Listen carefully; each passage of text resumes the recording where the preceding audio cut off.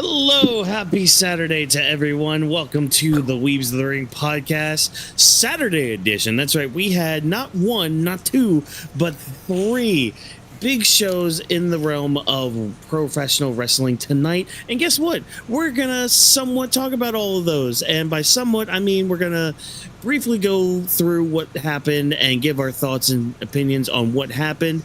If you know how wrestling tidbits go during grappling with the week, that's basically what we're going to be doing tonight. But as always, welcome to our returning listeners and viewers.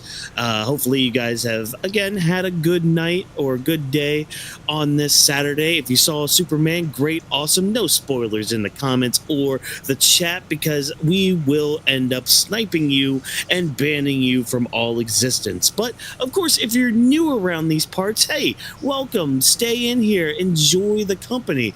And you might be wondering, who are these bozos that are on our screen right now? Well, we're a group of weebs. We love the entertainment professional wrestling, but not only that, we also have anime in our souls and thoughts of wrestling out of control.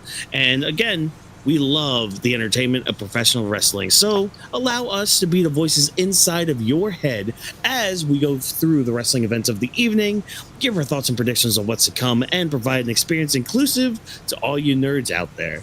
Grab your steel chair, yell for the table, get put through an experience unlike any other. Brought to you, of course, by AniMa W3 Studio. This is the Weebs of the Ring podcast. I am one of your co-hosts, your reigning, defending, undisputed heavyweight champion of the world, Watkins here. I am one of the most decorated sports entertaining podcasters of all time, and if you don't believe me, I'm sorry for your bad loss, because hey, that just means you don't pay attention to the lovely stories that go on in this world. But of course, I can never do this alone. I have some lovely gentlemen here tonight to join me. First and foremost, he is on the screen right now. He's known as a visionary. He's known as a revolutionary. Sometimes you can hire him as a mercenary, but just be careful of all your lady friends that you might call your significant other, because he might end up coming up with a plan to take them away from you. Ladies and gentlemen, it is the legend himself, Legend D Vash. Vash, how you doing tonight? It's your boy! Every time I say that now, I think of the New Day. But yeah, it's your boy, the legendary humanoid typhoon, Legend D Vash. But you can simply call me Vash. I am the visionary, or as you may know from the show, from the Weebs of the Ring, I'm your optimistic Vash. And yo, it's a pleasure to be here with everyone talking about the show. You know, sometimes I could trip and do a springboard moonsault and, you know, hurt my knee, but we will talk about that in our breakdown very soon. And it was a great day. 3 shows. There's a few of us that's at 1. There's a few of us that's at 2. There's a few of us that none of us here. So all 3 is with the time of day. Maybe if NXT wanted to be like at 12 o'clock EST, then maybe we could have done all that. But hey, competition breeds envy, I think is the phrase. Sure, greed? Why not? Look, greed, maybe one of those. Look, we can't talk about envy and greed yet. That's on Tuesday's recording and coming out on Anime Lately later on this week. Not this show, For Vash. Superman review, Not so go check that out, chat. Exactly. So check that out later on this week. But of course, we're here to talk about wrestling. And of course, there's also another man here to help us kind of process all these stories going on within the realms of professional wrestling. He's unfortunately right now in the other world, taking care of, I think he's participating in the Otherworld tournament right now, so he's trying to learn a few things from King Kai himself, so hopefully he's able to chase that monkey and bash that damn grasshopper in. But of course, he is known around these parts as the genius of the mat. Ladies and gentlemen, drop this box. Drop, how you doing tonight? I'm doing pretty good, and yeah, today was a loaded show when it comes to a lot of the wrestling we got. Thankfully, tomorrow's a lot easier. We can digest that. Only one show. Some of us can relax, maybe take a nap, maybe do some extra things in between before we fully dive into it. But yeah, today was wild with like a lot of the wrestling thrown at your face. I'll tell you that for sure.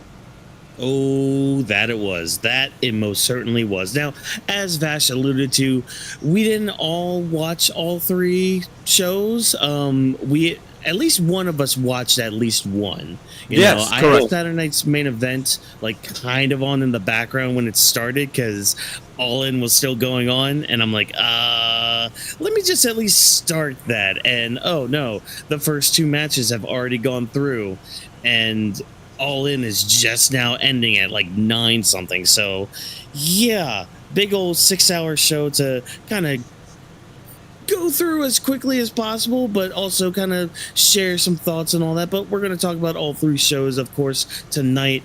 Let's just kind of dive right into it. Just kind of get the ball rolling. So everybody sit back, lay down, go to your desk, do some work, and enjoy what we're about to go through here, because it sounds like for the most part we all enjoyed what we got to watch today / tonight. And the first thing is going to be NXT's Great American Bash. And so I'm going to actually pivot now over to Vash, because he was the one that actually watched this event. So Vash, go ahead, let us know, how was the Great American Bash? Did it exceed your expectations? Did it beat your expectations? Or was it just a big old pile of huge donkey feces just chilling in your house? Look, I would say it wasn't a huge pile of stinky, but I would say that this match definitely felt this event felt fast, and fast paced. A lot of promotion for Saturday Night Main Event and Evolution, which one thing I'm very highlight about that. Thank you, Shawn Michaels, for truly pivoting this past week on promoting Evolution very well on NXT this past Tuesday, and your own show of NXT American Bash. They promoted this show very well, and like they promoted Evolution a couple times to show a bit of the backstory of Io Sky and Rhea Ripley, a few of the other girls when it comes to their matches and what's happening in their history. So as a fan, I appreciate that, because I know that just to have a refresher or just the promotion itself for Evolution, because even Trish Stratus said it herself this past week in a quick interview. She said like, hey, the build wasn't the best. So that's one thing I appreciate for NXT American Bash.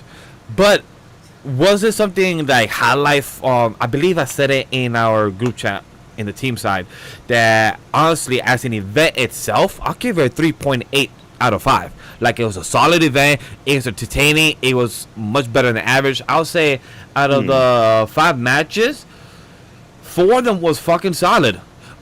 Solid, which is not a bad thing. One of them was just weak, just because I don't know one of the superstars, so I felt like a bit disconnected, but I was still entertained. But 2 of the matches was fucking amazing. Like, I was actually very highlighted of what they do and the of the superstars itself. Additionally, I didn't know the Great American Bash started back in, I believe, I saw that they were showing like a little timeline back in like 1980, I believe. So that was something that I didn't know. So I guess the event was scattered throughout the years, not always consistent. But that's something that was pretty cool type of history to see. Yeah, it was. It used to be, I think, a WCW show for a bit, and then obviously what happened to WCW happened, and WWE did bring it back for like 2 or 3 events, like back in like the mid 2000s. But yeah, after that, it just kind of petered out until NXT decided to revive it not too long ago, as a show at least. Yeah, I don't recall. That's a great thing of NXT, that they revived or had a chance to revive many old PLE names and, you know, revitalizing them and using them in their own type of special way. So that's one thing that's pretty cool information to find out. But well, all the highlights and all the positive things to say, I have one con. The con is, can we not have this again in the fucking future? I cannot do 3 shows in one day, or even at the same time. Like, if NXT American Bash was literally maybe at 12 o'clock EST, and then AEW All In, that would have been amazing. And the Saturday main event, I would have been no problem. But once Saturday main event started, it was already, ended, it was already almost 6 o'clock. So I literally missed almost 2 hours of the event itself.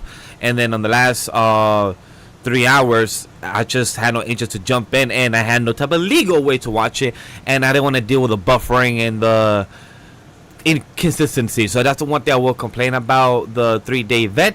But just to get on with it, Javon Evans and Jasper Troy. This was the event I was talking about, the match of the card that I didn't feel as much connected because I haven't kept up with LFG like Drop has and everything, so I have no that much connection with Jasper Troy. But cool guy. I felt like his type of style was something I've seen before on NXT, like the brute strength, and a lot of the heavy power style, but I felt like Javon Evans was a good balance for him to showcase him on the PoE, so it's great for him to see the opportunity.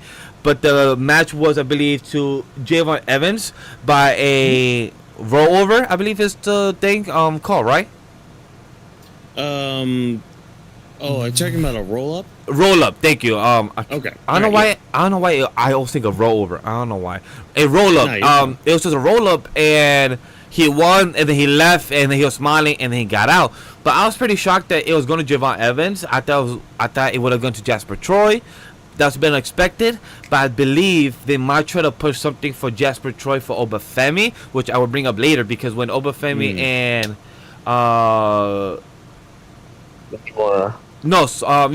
with Yoshiki, Jasper Troy crossed paths during one of their like walkout, and they like stare at Obafemi, so maybe they might have something of a booking in the future. Who knows? But the match was good itself. I don't have much comments other than, you know, Javon Evans was fucking amazing with his flying, with his off the ropes. He always knows how to get the choreograph for the kick when he does the springboard and then does the one kick on the head. So good. But that's about the match itself. So Ruka defeats Izzy Dane, an 11-minute match for the NXT North American title. So Ruka's fucking amazing. Like, literally, she's the workhorse this past week. Yeah. She literally was on NXT Speed. Sorry, yeah, she was on NXT. She was on Speed, and then she was on Friday Night SmackDown. She was on Today for Great American Bash, and then tomorrow for the Battle Royal. So, like, that's fucking amazing. Girl's been a workhorse, so congrats for her. But honestly, that match is nothing crazy to say about this match. I feel like I gave this match a solid 3 out of 5. It was entertaining. So, Ruka, Izzy Dame was cool to see from the Cunnings. I don't know too much of their storyline. That one, I've lost kind of interest of what was going on there. So, if Job wants to add anything about that, he can. But the match itself was good. No, the whole story behind that really is that they ended up having a tag match. Izzy Dame ended up pinning Slow Ruka, which led to this match. So that's all there really is to it. It's kind of like one of those little side quests for her, because like the end game, whenever they pull the trigger with it, whenever the story's in motion, is her and Zarya. Yeah, that's most likely it happening maybe tomorrow. That will lead up to it. But that was a good match itself. The next one, which was, I believe, my match of the night for NXT, the PoE, was Ethan Page versus Ricky Saints. And this match was a full count anywhere. They went literally around the arena itself. It was fucking very solid. This match was a good almost 15 minutes. And honestly, it reminded me, I believe, was a match of, I think, John Cena and Batista when they went like a full count anywhere, and they went by the Titantron, and then I believe there was a power bomb to one of the tables on the side of the Titantron, and that's how they ended the match. But it was Ethan Page took out Ricky Saints, and Ethan Page retained for the title. Overall, it was a solid match. It was brutal, much not as brutal as the AEW type of stuff, but it was a cool spots they did with the chairs to the spine. It was a few times that they used even the outside of the ring, the what's the word I'm looking for? The fence. They used the fence as well. A few shots that was like, ugh. I hope you guys are good type of stuff. Yeah. But the match was great. Out of the 5 matches here, if anybody wants to watch one, I would recommend the Ethan Page versus Ricky Saints. That's the one I will recommend out of these 5. It was solid. It was truly entertaining, and I didn't expect Ethan Page to retain because I thought he was gonna move on to other stuff. But I'm curious to see what's next for this. I know Drop, you was expecting for Ricky Saints to win. But do you have any thoughts to say about this? Curious to know where Ethan Page or where Ricky Saints is going to go. So I'll say this. I probably will catch the event maybe in the morning or something to see what's going on. But I am shocked that Ricky Saints lost this match because I thought it was going to be one of those things where they played it out where Ethan was being a dick towards him, but eventually he was able to overcome everything he was throwing at him and everything. Because I said on Thursday when we were doing the predictions, I can't really tell you where Ricky Saints is going to go next if he loses this match because you can't put him in the main event picture because he hasn't earned that. And there really isn't anything that comes to mind that was even teased on the show that he can really get himself into. So, I mean, my prediction was if Ethan lost, he could have moved on to the main roster. Everything was done because he's already had both of the men's singles titles on NXT. So I thought it was going to tie into the whole SETH thing, which would be perfect. And we'll eventually dive into that to the next segment. But I don't know. I mean, to me, it kind of sounds like you might be getting call-ups soon. Yeah. Yeah, it's a possibility. Walkers, have any thoughts about any of the past three things I said, or anything you want to chime in? Not really. I'm also kind of surprised Ricky Saints didn't win because I feel like out of the two, Ethan Page would probably be going up to the main roster here at least sooner than Ricky Saints. But I mean, I don't know. I guess it just depends on what they decide to do with him. And I mean, yeah, we'll talk more about the SETH thing later on because that might put a damper on whatever they might be doing. Yeah. Yeah. I mean that's all I really got. All right, the So last two matches that I'll be talking about is NXT title match of Obafemi versus Yoshiki Inamura and Josh Briggs. And I'll say that this match was simple, straightforward. I don't know much about Yoshiki. Obafemi was fucking brutal. He's strong. This man is like, he's a beast. Like, he is great what he does. There's a few things that was going off of the shenanigans, as people will know when it comes to pro wrestling of WWE style. Josh Briggs was interfering. He used the title to help Yoshiki to win. Yoshiki didn't like that because he's about honor. Honor's the way. And sadly, Josh Briggs doesn't believe that or doesn't give a fuck about that. He just cares about winning no matter what way possible. And Yoshiki didn't like that, but he said, hey, I'm sorry for Josh Briggs to get in the way. After he lost the match, he approached him in the backstage, and Obafemi like, hey, Yoshiki did a good thing. It sucks that Josh Briggs got in the way. When he was in the interview, Yoshiki came in and said, hey, I'm sorry that happened. That was not my intention. And Obafemi like, you deserve a rematch. We can have one in the future again. And Josh Briggs came in, interrupted, like, nah, we can't work like that. Nah, you was about to lose, and you should have taken the L. And then Obafemi pushed him away, and then that led up to the conversation when it came to, hey, on Tuesday, they may have a match or they may have a confrontation. So that may lead into Josh Briggs versus Obafemi or some type of feud going along with the next couple weeks. Who knows?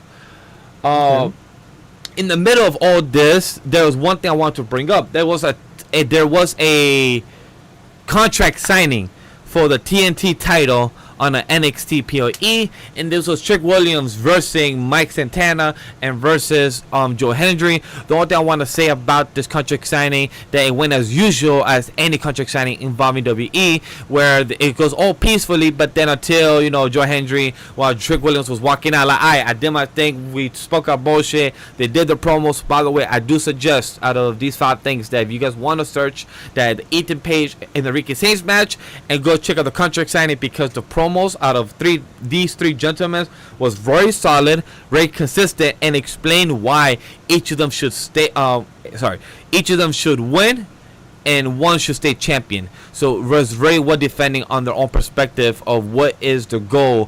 One is with Joe Hendry, he wants to have the resurgence, alive for the TNT division and bring it back, to the forefront.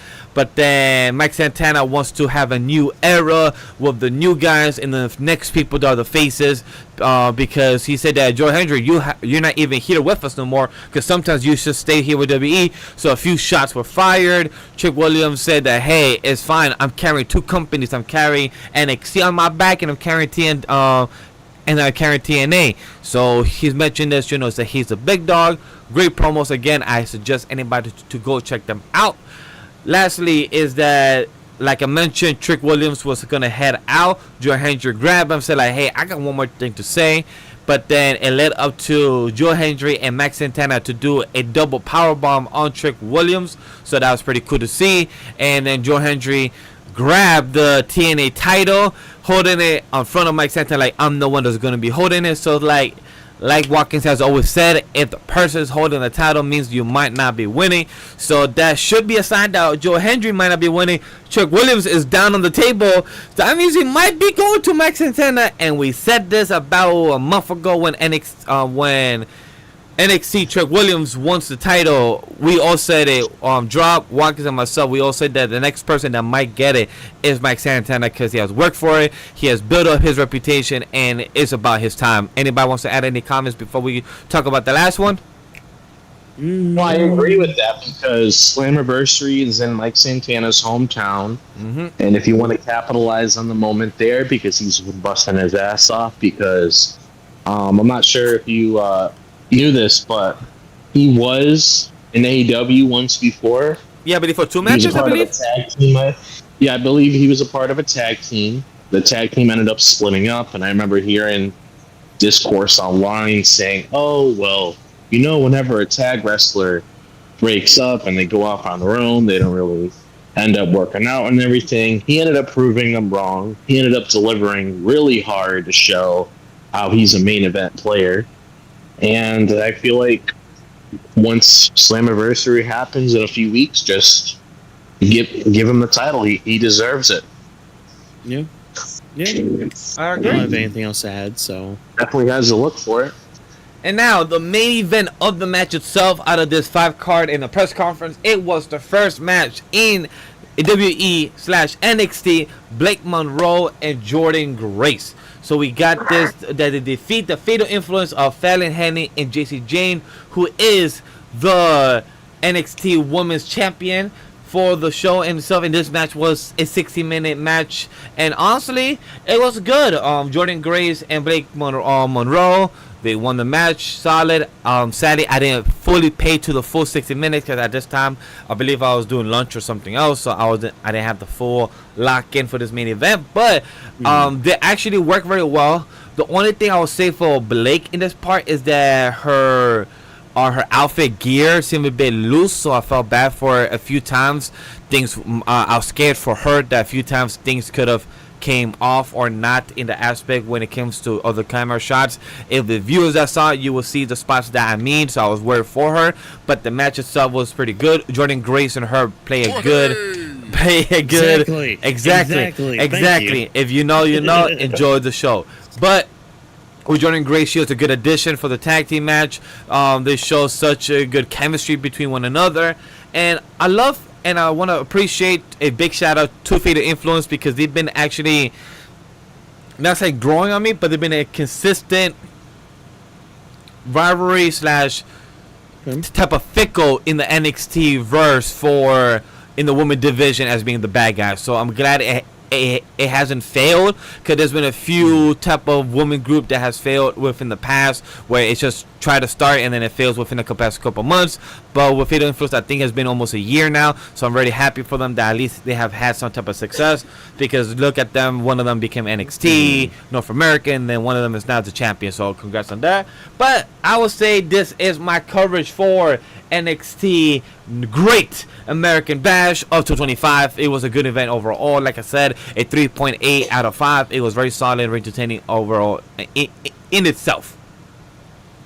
All right, good. Well, thank you so much for helping us run down NXT Great American Bash. We're going to transition now to the other WWE show that was going on this weekend, Saturday night's main event. We had 4 matches on this card, 1, maybe 2 segments as well to kind of push not only some other stories, but some other shows coming up in the future, like Evolution 2 tomorrow and SummerSlam as well.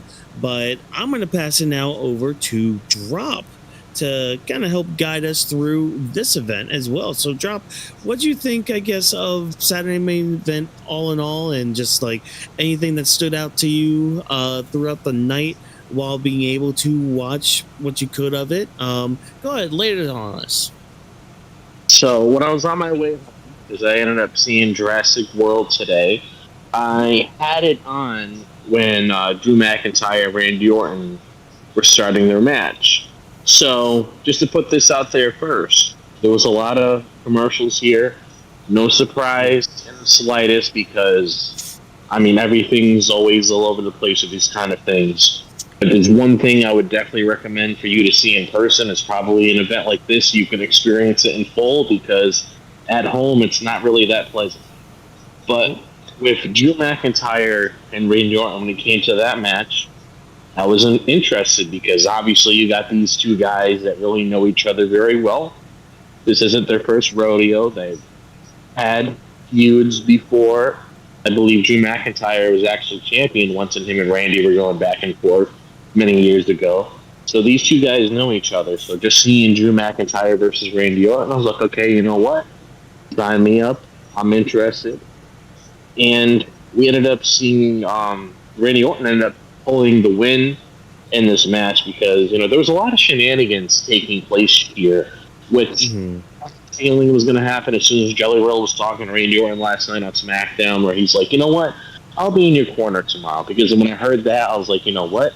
Guess who else is going to be in someone else's corner? Logan Paul. And he was there tonight. Obviously, we saw the little sneak, a little preview, what to expect in the future. And we just ended up having shenanigans take place. We had people attacking each other. Jelly Roll actually ate a claymore from Drew McIntyre. There was just a lot of chaos happening within this match itself. I mean, the match itself, of course, Randy and Drew beating each other up, throwing each other around. If you've seen a Drew McIntyre versus Randy Orton match, you know these guys, you know, put on a show whenever they're in the ring together. But the real story here, when it comes to this match itself, is mainly what we're heading into for SummerSlam, which I had a feeling was going to be one of those things. That's why we saw what we saw on Friday and what we saw here tonight.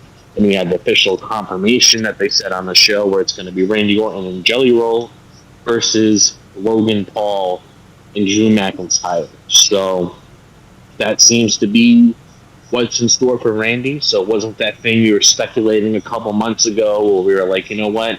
If Randy and Nick Aldis doesn't take place at WrestleMania, maybe it can happen at SummerSlam, because I remember us reporting that with the week that one time where there was a little discussion with that.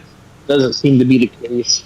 The thing I'm really interested in the most is what Jelly Roll is going to do in this match to really show out. That's what I'm interested to see. Like, is he going to do some stuff like standing or do whatever it is whenever he gets involved in that match? That's what I'm most curious to see, but that seems to be the build-up probably for the next couple weeks until we get that event, because got to remember SummerSlam is a 2-night event this year. It's going to be August 3rd and August 4th.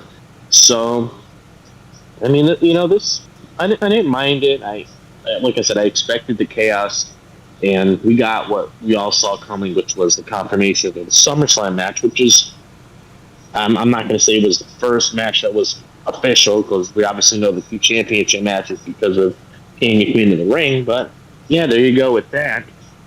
Then we had our next match, which was the U.S. title that Solo Sikoa put on the line against Jimmy Uso. And I actually thought Jimmy Uso had a good showing here. I'm going to be honest with you. I feel like he had a good showing here. He was able to get himself, you know, dancing a little bit in the ring, like actually showcasing what he does. It wasn't one of those things that Solo typically does, where it's like he's trying to be a little bit sneaky, and whenever the ref's not looking, whenever all these shenanigans are happening, they actually did have some time to cook. So that's something I can appreciate, because if you're going to give all this praise to Jay, and you're going to give Solo his little run here where he's more charismatic and everything, I mean, I feel like it's only right to give Jimmy some love here to see what he's capable of doing, because it wouldn't be fair if you do it with the other two guys, you know, do it with that one guy. But I thought he had a good showing here, so I like it. Hoping he gets some sort of opportunity in the future to win the title.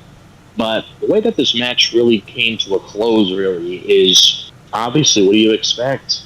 The team bloodline getting involved, Jimmy having the upper hand for a little bit, but then obviously you had Hikuleo, which is the new big baddie of the group now, where he tried going for a super kick, and you would think, oh, Jimmy's gonna hit that super kick, the guy's gonna get knocked down. No, he was stunned for a little bit. He turned around immediately, and then Jimmy, I believe, I think he got on top of the apron and landed on him, and then he was heading back into the ring, and then he ended up getting up, and Hikuleo actually used his foot because Solo Sikoa was trying to go for like a roll up, so he used his foot to push onto Solo Sikoa's back, and the referee wasn't paying attention to this, and that's how he was able to win that match. And then, of course, Jimmy was getting his ass handed to him in the ring by everybody, and then Jacob Fatu comes out. He ends up wrecking house. You end up having a nice little scruffle between him and Hikuleo, which was nice. And then you just have it where Solo and his goons are looking at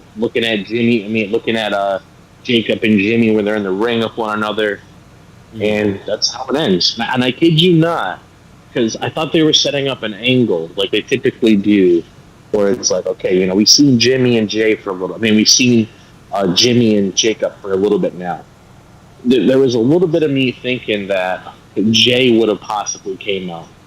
Only because, or even, I would have to say, like, Tamatanga.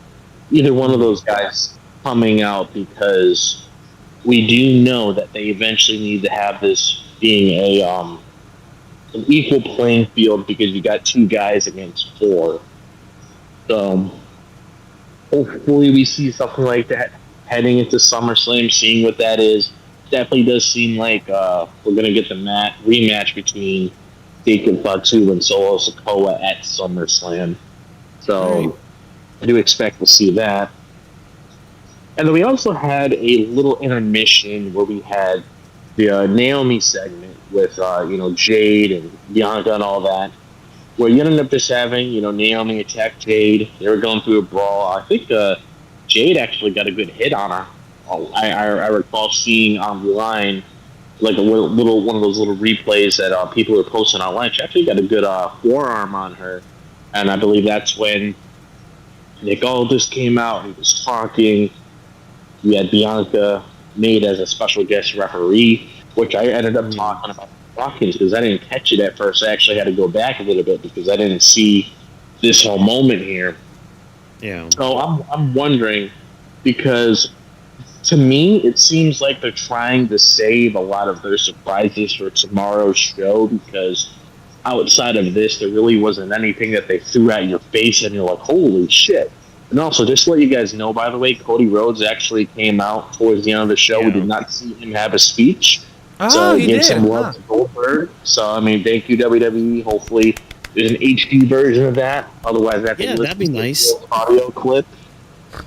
But yeah, that's actually interesting to see Bianca here. I'm wondering what it's going to be. Is it just going to be her helping out Jade because Naomi's just getting on her nerves because of everything that's happening here, or is there a bigger picture here? That's what I want to know, because I always felt like whenever Bianca comes back, that was going to be a sign where possibly we're going to be heading into a new direction with the 3 of these ladies. So I don't know if it's just going to be the same Bianca we saw before, or maybe it's a rough bump for Jade heading into SummerSlam, where she has all these different kinds of things being thrown at her. I don't know. Very curious to see what happens tomorrow, because I mean, that's a pretty chaotic match. Not only is it a no-holds-barred match, now you got her as a special guest referee, so you don't know where this is going to go, which is very interesting, because I kind of like how you got like these 2 different like stipulations put into the match, because they can beat each other up whatever they want. They can probably go whatever they want to just unleash all this mayhem. So I'm just very curious to see where this is going to go, which is why I feel like we're going to have a couple surprises in store when it comes to tomorrow. And then we had... I hope so. I hope that's one thing.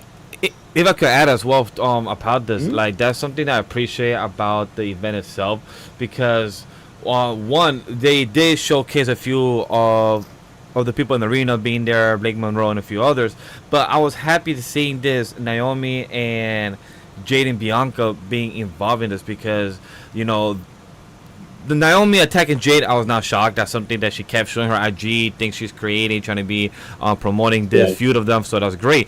But her attacking, I'm like, cool. Adam Pearce come in like, yo, I was gonna announce it. And I'm like, what he could say, but then I'm like, wait a minute. Oh, excuse me. And then once he said that special referee, I'm like, Bianca, perfect. She came out, my girl got excited and everything, and I didn't see no bandage on her finger, or maybe she doesn't need it, or maybe we don't know, because speculate, maybe she's approved to be in some action. Right now she's special referee, so we don't know what she could be involved. But this makes me happy, because when you're having the biggest superstars in the ring for evolution of the women division, yes, you lost Liv Morgan, you lost Bianca and a few others, but now that you have a way to involve her, even if she's not medically clear to be involved in the action, but at least to be involved as a special referee in this position, to me, big W. Even if she doesn't do anything action I'm okay for her to just be there representing the evolution aspect as the women division. So just as somebody that's a fan of her, my girl and everything, and just seeing her come out, the fans still love her, the people still scream for her, and like you said, Drop, this just adds now her factor back in the story and how that can be involved. So this could lead up to SummerSlam, since it's 2 nights. Who knows what could tell after the fallout of tomorrow. So I love what you said about that, and that's my 2 cents about that when it came to this conversation. Okay. All right. Well, the next match we had, which was our, I guess you could say, our little appetizer before the main event itself, and also probably one of the matches I will say I was looking forward to the most on the card, which was Seth Rollins versus LA Knight, because I talked about it quite a bit on the channel for a while, where I was glad that LA Knight was treading into new territory when it comes to him working with somebody that we normally don't see him working with.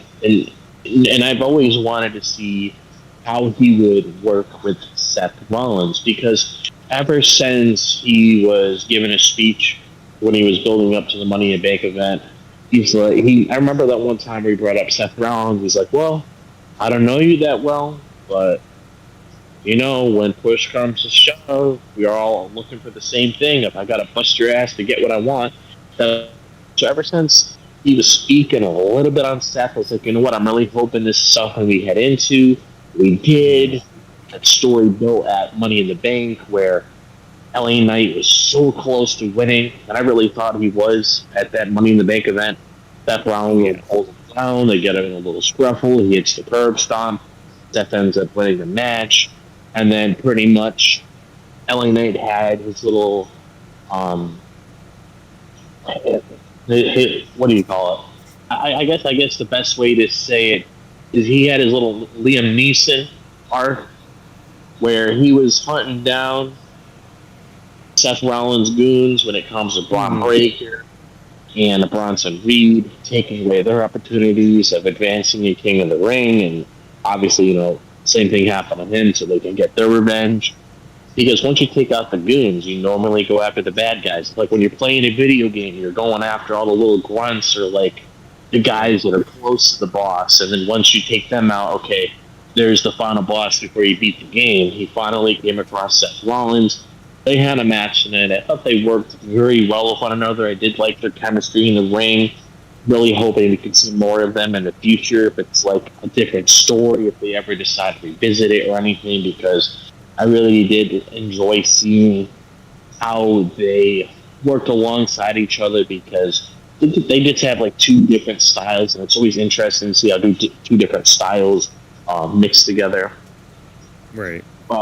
We ended up having a little speed bump, of course, in this match itself a little bit later on, because Seth Rollins was getting the upper hand. He was going for a frog splash. I believe he was going for a moonsault or a lion salt, or whatever it was. And then he ended up tweaking his knee. And we know that Seth Rollins has a history when it comes to that knee itself, because it looked like it buckled up and everything when it happened. And I thought at first, before we obviously knew it was a legit thing when it comes to reports and all the doctors coming out and everything, I thought it was just one of those things where it's like, you know what? He's going to fake an injury. His guys are going to come out when the referee isn't looking. They're going to do something at LA Knight, and then he's going to get the upper hand and capitalize to win the match. But no, it seems to me they might have called an audible for this match. Because I think the three of us did agree when we did our predictions that more than likely Seth Rollins was probably going to win this match just to continue that momentum that he has with the storyline and everything. It does seem that they called an audible, and you can kind of tell too, because when Seth Rollins ended up getting up, it went straight into the BFT, and then he won the match, and then they just moved on from there. So it definitely seems like, you know what, Seth's not doing good now. Let's call that audible. Let's give LA Knight the W. And all in all, I'm honestly just very curious to see where this is going to lead with Seth. Hopefully it's not too serious. Hopefully it's maybe like a couple months or so. We could see him come back and continue doing his thing. But I'm just very curious to see what the topic of conversation is, because as we're doing this show right now, they're probably in the boardroom talking about, okay, what are we going to do next? Because I'm not saying I want this, but let's say, you know, Seth Rollins is going to be out for a little bit. They got to figure out exactly what they're going to do with this current storyline, because if he's going to be out of action, I don't know, like, obviously, you know, good thing Heyman's there to help control this thing. Yes, he's a smart guy. You said such a key word, that good thing Heyman is there to push the story. So, like, if Roman wasn't there, Paul Heyman still was the talker for the group and to continue the story along. Yes, drop. Yeah, so, I'm just very curious to see exactly, like, what they're going to do with this, because, you know, Seth was a key part of the story with the whole Money in the Bank thing. And I'm pretty sure a lot of us expected things to really take off in motion once we got to SummerSlam. And, I mean, this just goes to show, you know, whenever incidents happen, and we never know when they are going to happen, like we saw with Morgan a couple weeks ago, plans might have been shifted when it comes to whatever they had planned for Seth heading into SummerSlam and throughout the rest of the year. Yeah. So I guess I would ask you guys just to have a little conversation here before I talk about the main event itself. Like, what do you guys possibly think we might do now? Like, let's just say, for example, we don't know anything yet.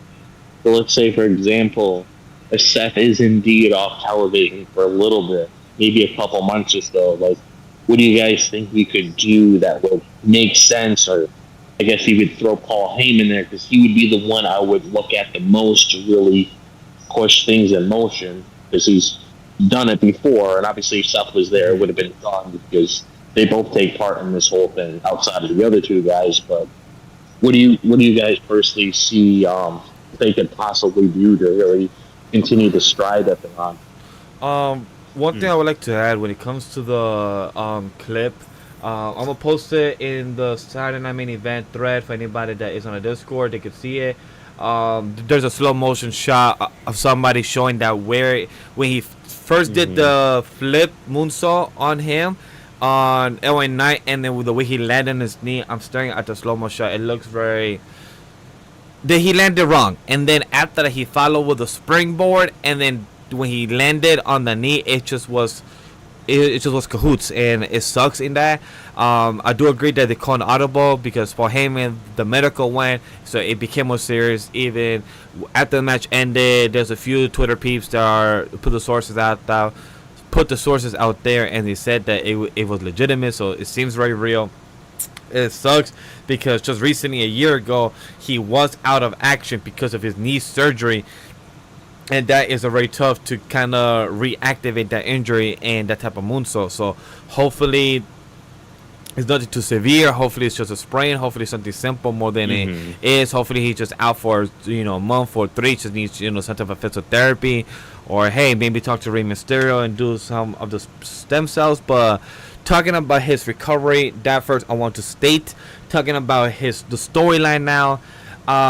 We really need to see what happens the next 24 to 48 hours from now to Monday Night Show Raw, so we can hear anything from sources and then see where they're gonna pivot, because now at the moment they have to pivot. Right now their main superstar is right now out of action at the moment, so Paul Heyman right now is talking to Triple H. They probably have Zoom meetings, travel meetings right now. Tomorrow meeting they're probably gonna schedule, hey guys, writers, everybody, let's meet up at 10 a.m. tomorrow so we could talk about this, because this must be stressful that your main guy right now, your money maker right now, as he said this past Monday on Monday Night Raw. It kind of sucks because it's such a big story along right now. He's going with Braun Breaker and Bronson Reed and trying to control the Raw division, and that sucks when your main guy just gets injured in action on the Saturday Night Main Event when it's a TV programming. Either way, best of luck of where they're gonna go or pivot. But that's the best thing I could say in my eyes of where we could go. I don't know the right direction. It just depends. But Watkins, what do you have to add? Not too much, just really get well soon, Rollins. I'll be curious to see what they do with the briefcase, but I think we'll have a better idea of what happens with that when we find out what happens with Seth. Maybe this is the opportunity they could use, since Money in the Bank is in August of next year. Maybe they could use the opportunity where it's by the event. So instead, in case he's out of action for like 10 months, he could still hold on the contract until next year July, or next year June. So it doesn't like year calendar or event itself. So that's a possibility. That's something they could think about, but who knows. And imagine the pop he'll get from coming back from an injury. I mean, again, I know he's supposed to be heel and all that, but like even still, like let's be honest, they still get cheered, whatever. Exactly. But yeah, I could see like a huge reaction to him like coming back, like almost unannounced. I mean, and I know dirt sheets like to do their stuff and all that, but like it'd be cool if he was like unannounced to come back and then like cashed in then on whichever champion. That would be really cool. Agreed. But yeah, hopefully everything's fine. Hopefully it's just like a small injury that you won't be gone for like a whole year. But yeah, I got nothing else. The one last thing I want to add before we get into the main event and have a full discussion about that. The Solo Sikoa and the Jimmy match, I don't have much to say. It's just that with Jacob and Jimmy, with like this whole U.S. title starting to feel like a fucking bloodline title, which is not a bad thing. It's just that, like I say, I'm the type of person that likes rotation within our contenders, not the same thing continue along within the same 3 months or same month or same couple weeks. So like I like rotation where we have other variables, but that's just me as a consumer and viewer when it comes to pro wrestling. And the last thing I want to add that my Jelly Roll became Slim Roll. If you know, you know. Randy Orton and Drew McIntyre for this match with Logan Paul SummerSlam. Not looking for it, don't care about it, but if I saw the audience of the arena actually screaming for it when they was hearing Randy and Jelly Roll having a discussion, seems like the arena likes it. Cool for them. I guess Triple H could use that as a metric to kind of compare, but as a fan online, my guy Triple H, I'm not here for it, but hey, if you want to use this as an opening show, sure, go for SummerSlam opening show, but do not have this as a main event or mid thing. That's all I'm saying. But that's my little quick thoughts about the event itself, because it felt like not Saturday night main event, it felt like Saturday night commercial event. Ooh, dang. Yeah, they gotta get a hold of those commercials for especially for the ending Saturday night's main event, like. Just for the show in general, they need to do something, like maybe limited commercial breaks or something along those lines. I don't know, but yeah. So go ahead, continue on. I think we have just one more match with the main event to kind of talk to. We had our main event, which made a lot of sense. Which I don't know why people online were questioning. Oh, why is this the main event? It's Goldberg's retirement match. Why are you asking dumb questions? Use your brain for it. But yeah, we had the world title line. Gunther put it up against Gunther for his retirement match. And this match itself actually went 14 minutes. So I was actually surprised they went this long. But then when I was stopping and thinking, I was like, you know what? maybe because of what happened to Rollins earlier, maybe things were shifted around. They had to look for a way to really extend time, which even looking at that, the amount of commercials they do, I feel like they wouldn't have any issues with that to begin with. But it's like, this match, I mean, if you know how Goldberg is, and you know what you typically see in matches like this, because like the thing about Goldberg is like Goldberg wasn't ever that kind of guy that put on like 15 to 20 to 25 matches like you see a lot of these other superstars doing all these explosive moves or these like different power, different moves to really showcase their strength when it comes to Undertaker, Batista, Kane, etc., so on. He's always been a 1, 2, and 3 kind of guy where he's like, you know what, I hit you up with a spear, I put you with a jackhammer, and then that's all she wrote. That's essentially how it's always been with Goldberg. Goldberg's just always been that guy where he's like, you know what, I'm a super tough guy, I can kick your ass. That's the kind of reputation he had. That's why he's always saying who's next, because he just wants to eat somebody else up in a matter of 5 seconds or so and then move on to whoever else is trying to get up in his space and cause a lot of problems with him. But this match with Gunther and him went exactly like that.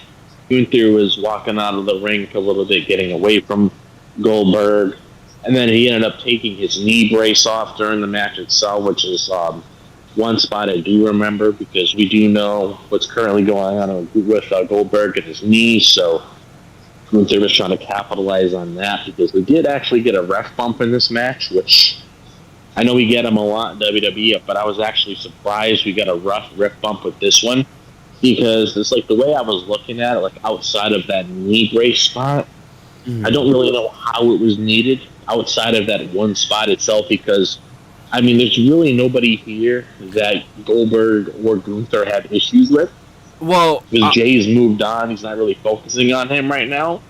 Yeah, and this is just between those two guys. So outside of the whole knee brace spot, I don't really understand the ref bump, but you know, that's here nor there. I mean, it was just there for that one reason itself. I would say that one reason that possibly is to taunt Goldberg's kid, because he did do that with the knee brace when the ref was out, because they did taunt his Goldberg's son, and he pushed him down, which I would say I didn't expect that from Gunther, to push him and the son to actually come out of the fence, and then like five security guards went fast to actually get his son out of the way from Gunther. But that's his usual character from Goldberg, to taunt or to kind of rile up people. But then it was obvious once Gunther came back in the ring there, and then once he turned around, he got a fucking spear. But then you could tell that Gunther was a bit off, that he had to kind of slide himself so he could get right on the spot. Once I noticed that, I was like, it felt too obvious. Like, it felt too kind of a setup. But I get what you're saying, like, it felt a bit random, because when I first saw him, I'm like, wait, he's literally doing this? Oh, but I guess he's taunting. It just felt off, since there was no crazy build-up for either Goldberg or his son, trying to be involved. So for him to actually choose to be like, oh, look at you, your father's with the weak knee, I treat him like crap, type of, like, that type of energy, still was pretty cool, but I do see where you're coming from. Yeah. So we ended up getting that spot, of course. And then we got to the point of the match itself where we were getting to the closing pieces, because this match ended around like 9:57 before they went on a commercial and came back again for whatever reason. It was really weird. 9:57. yeah. Leave for a little bit, come back on commercial, but... And they cut him off for 40 seconds. It's insane disrespect. Yeah, he ended up passing out to the sleeper hold. And then we cut to commercials and everything. And then, like Vash said, we had that whole 40 seconds of him just, talking. I mean, they could have done that within the 3 minutes they had. I don't know why you would run to a commercial at 9:57 when your television program's about to end. Like, NBC, really, you need a minute and a half or so for a commercial when that show's about to end? Makes no sense at all. But, yeah, that was basically the main event itself. You had a couple moments here and there, but nothing too crazy. But you had Gunther's retirement match he had his final match in his hometown, Hmm. and yeah, I kind of wish they handled that speech a little bit better at the end because I mean Yeah. they could have easily slotted it in with that 9:57 end time for the match. I did not understand why we needed a commercial break when something's either. about. I mean, that made no sense.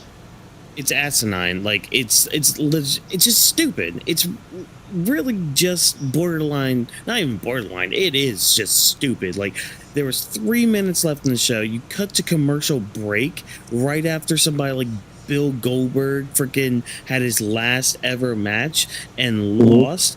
And then also on top of that, you come back from commercial break, you barely give him 40 seconds to continue a speech until you're just like, oh yeah, show's over. Like that is just so And just how dare they, after everything that Goldberg did for just the industry itself. And yeah, I get it. There are caveats to what I just said, but at the same time, it's fucking Goldberg. He was a monster. He was a beast. He was one of the things that went right in WCW to a point, which you want to know about that point, either go watch all of WCW or watch a bunch of reviews that talk about Goldberg's ending or like those closing years of WCW and all that. But like I just don't get it, man. Like could you not say something to frickin' NBC or whatever, be like, hey guys, he's got a bit of a retirement coming on, or even still, like, look at the show you had 4 matches going on, which yes, good, as you should, but like you couldn't produce them to be paced a little differently than they were. You were already going to have a plethora of commercial breaks. Why not extend some of those matches a little bit? Like, I'm not saying by a whole lot, but like enough to where like you can take some freaking time at the end of your event so your legend has something to say. Yeah, it's just, it felt disrespectful because because I think they cut the commercial when he turned his back and he was still talking. He was just gonna say something else, and then once he turned his back of the camera, boom, and the show. I'm like, wait, are you serious? He was still in the middle of a sentence, like he was still in the middle of a speech, and you're gonna cut it off and like, yo, if this was the last match, this should have not been the main event. This should have been like the 9 o'clock show, so they could have had more discussion. But also, you had the thing with Seth and LA Knight. You could have just added that in. Like that was just so rude, man. That was just so rude for Goldberg. I felt bad. Look, I'm not the biggest Goldberg fan. You guys could check that out on the past Weebs of the Ring show the past couple weeks when Vash had literally brought up that I don't care. But to disrespect somebody in the career that's been as long as this and loved by the fans to some extent, and whatever it is how you feel, you got to respect the type of accolade that he has done. And to disrespect him when he's literally saying his goodbye, his appreciation, Michael Cole's there and everything, friends, family, peers in the pro wrestling, and you're just going to just shrug him under the rug? Man, that's rude, man. Especially when you have Cody like come out and like the show's over. I don't understand why they do these kind of things where it's like we have all this extra shit come out afterwards and then you never see it. Like I'm not talking about like an angle where someone's getting their ass kicked or whatever, but you have like Cody coming out there, which obviously a lot of people care to see him on television considering the kind of fan base he has. But it's like you could have had Goldberg sharing a few words. You could have Cody coming out, giving him his flowers and stuff like that. That would have been nice to do. Especially like what I brought up earlier when we were talking about the whole SETH thing. Where you had like some extra time to even fill with that because of the audible that you had to call during that match to have LA Knight pretty much hit the BFT to finish it. You had extra time right there to do something. So it's like you could have like did whatever you wanted with the match. I would even say maybe like make the match that him and Gunther had a little bit shorter so you can do this. Because it did not need to be 14 minutes long to begin with. But it's like, you could have had it maybe 8, 9 at best. And then you could have had this right here to like really show it. Like I don't want to say this is going to happen with John Cena. But it's like looking at how his last match might be a Saturday night's main event in Boston, Massachusetts. I hope not. I would hope, considering who he is, and if they would pay the extra money for this, I would hope.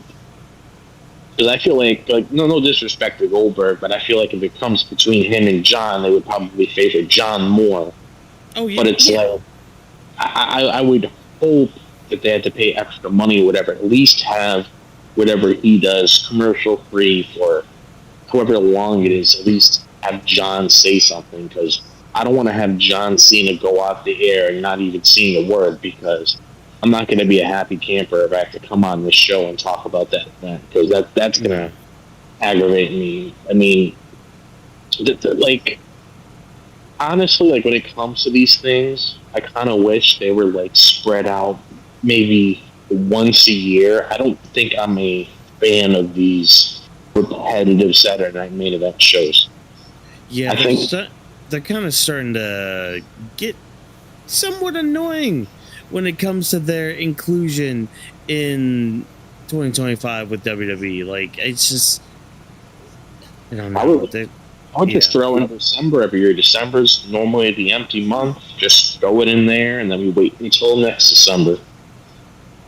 Yeah, like make it feel a little bit more special than, oh, we have Saturday night's main event this weekend. Yay. Yeah, because like the last one we had in May, then because the first one we had in December, where me and Walker met for the first time. Then we had one in January, and then we had one in May, and then we had one in July. It doesn't feel special no more. Like if it was in December, then in July, and then December again, yo, that feels like, oh, a nice 6 month event. It feels special. It feels like one of a kind. But when you just have it like every 6 months, it just, every 3 months, it just feels random, or it doesn't have any type of reasoning. And when you have it like 3 events all in one weekend, it just doesn't feel like you're overcrowding the audience.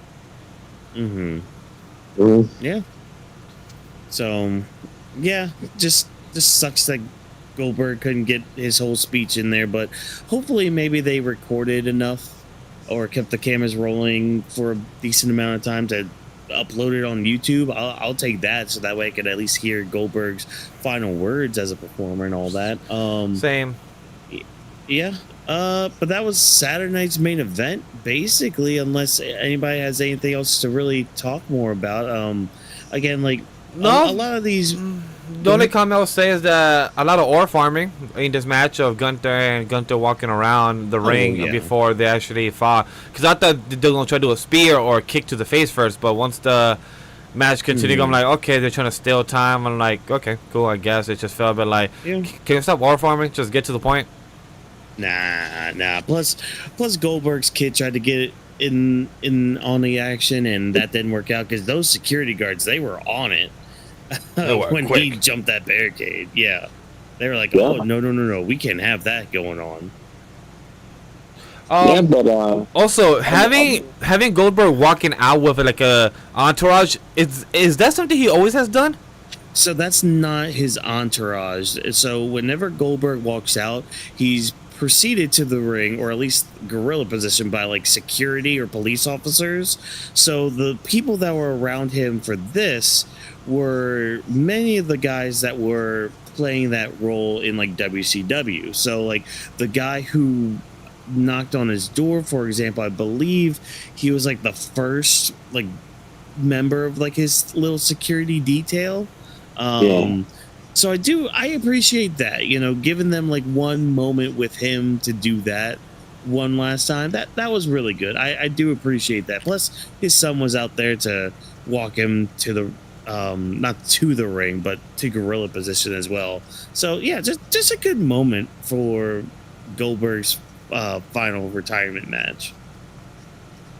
Yeah. Same. Wish we could hear the promo and more things after, to like, hey guys, thank you, it was good.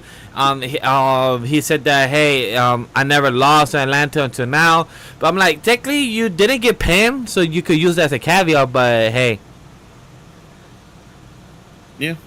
Yeah. So if that's all we have to say about Saturday night's main event, great, awesome, fantastic. Let's get into All In. Woo! A 6-hour event. Woo! 9 match card, 6-hour event, and that's just the main card. I ain't talking about no pre-show because I don't want to talk about no Big Boom AJ 0 hour with his dumbass kid and all that. Like, man, I don't have time. Did you enjoy the spear? The spear that he did? That he, you know, good. The spear was good. You know, and the Rizzler? We don't. There's only one person want bringing the boom. Yeah, and this is a PG show, so I'm just gonna leave it at that. I mean, I guess any highlight from the 0 hour, maybe the tag match with Outrunners and FTR, but that's just because of who's involved in it. This event was really good. I thought it was really good from top to bottom, especially from the action standpoint. A few matches here I didn't really have a lot of investment in, so kind of the theme for especially this first match with the trios titles on the line with the Ops defending against the Death Riders. It was a strong opening for the night, and I think the big highlight from that match, there was a point where Claudio Castagnoli gets Powerhouse Hobbs up on his shoulders. Now, you may hear me say that and be like, oh, well, that a relatively light guy, or at least somebody like Claudio should be lifting up. No, Powerhouse Hobbs is a freaking like tank. Like, he's built like a tank, man. And Claudio's not only getting him on his shoulders, but he's having Yuta pull off some sort of doomsday device maneuver. And Powerhouse Hobbs is able to reverse that into like a power slam going off of Claudio's shoulders. Like, that was a sick spot. Oh my Gideon, that was awesome. But of course, the Ops win with Samoa Joe hitting a good old muscle buster onto Wheeler Yuta. Yeah, basic match, but he's actually taken out by the Death Riders with a steel chair. Death Riders basically trying to make sure that nobody else interferes in the main event, but yeah, so they end up like putting Joe's head through a chair and then stomping on the chair, so Pillmanizing the neck a little bit. Bound to happen, whatever. So yeah, again, good matches. The investment level was kind of low for it because, again, they're not showing the trios titles too much on screen. Fine, cool, whatever. The men's casino gauntlet match, this was fun as hell. This was like 30 plus minutes of just fun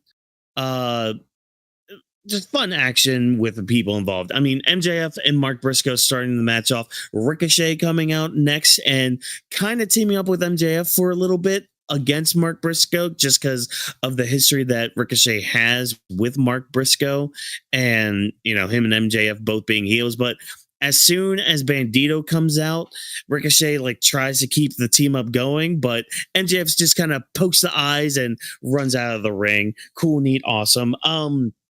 A few highlights from this, mainly just like, I like how they intertwine the stories a lot with some people. So like, we had Bandito and Takeshita kind of running back their banger of a match that they had at Supercard of Honor last night. There was a point where MJF was trying to take off Bandito's mask because he's been doing this thing with luchadors anymore. And the next person to come out was Mystico, who he's been having beef with for the better part of like a month or so. Josh Alexander and Takeshita, they were basically running roughshod for a bit, kind of like controlling the ring, beating down people that would come out or somebody that would try to take them out, but doesn't really work out too well for them. And we did have a return tonight where Juice Robinson returned. So he's back from injury and he's facing off with who is it? Oh yeah, he was facing off with Ricochet for a bit, and then that's when the Gates of Agony come out and they're helping Ricochet because, you know, the Casino Gauntlet match is also no DQ, so they could get in there and rough some people up and all that. And without any music, the guns just come out. So it's just like, okay, great that you guys are here, but there's like no fanfare for them coming out. Like there was a pop, but just no music. So I'm just like, okay, fine, whatever, cool, neat. So they end up taking out the Gates of Agony. So no more interference from people after that. And so I'm looking through my notes right now. Yeah, so after a long time, so like Beast Mortos comes out. He's like the second to last guy to come out. After he comes out, there's like a long stretch that nobody's like called out there, and the last person to come out is Max Caster, who is the best wrestler alive. So get that chant ready, folks, whenever he comes out.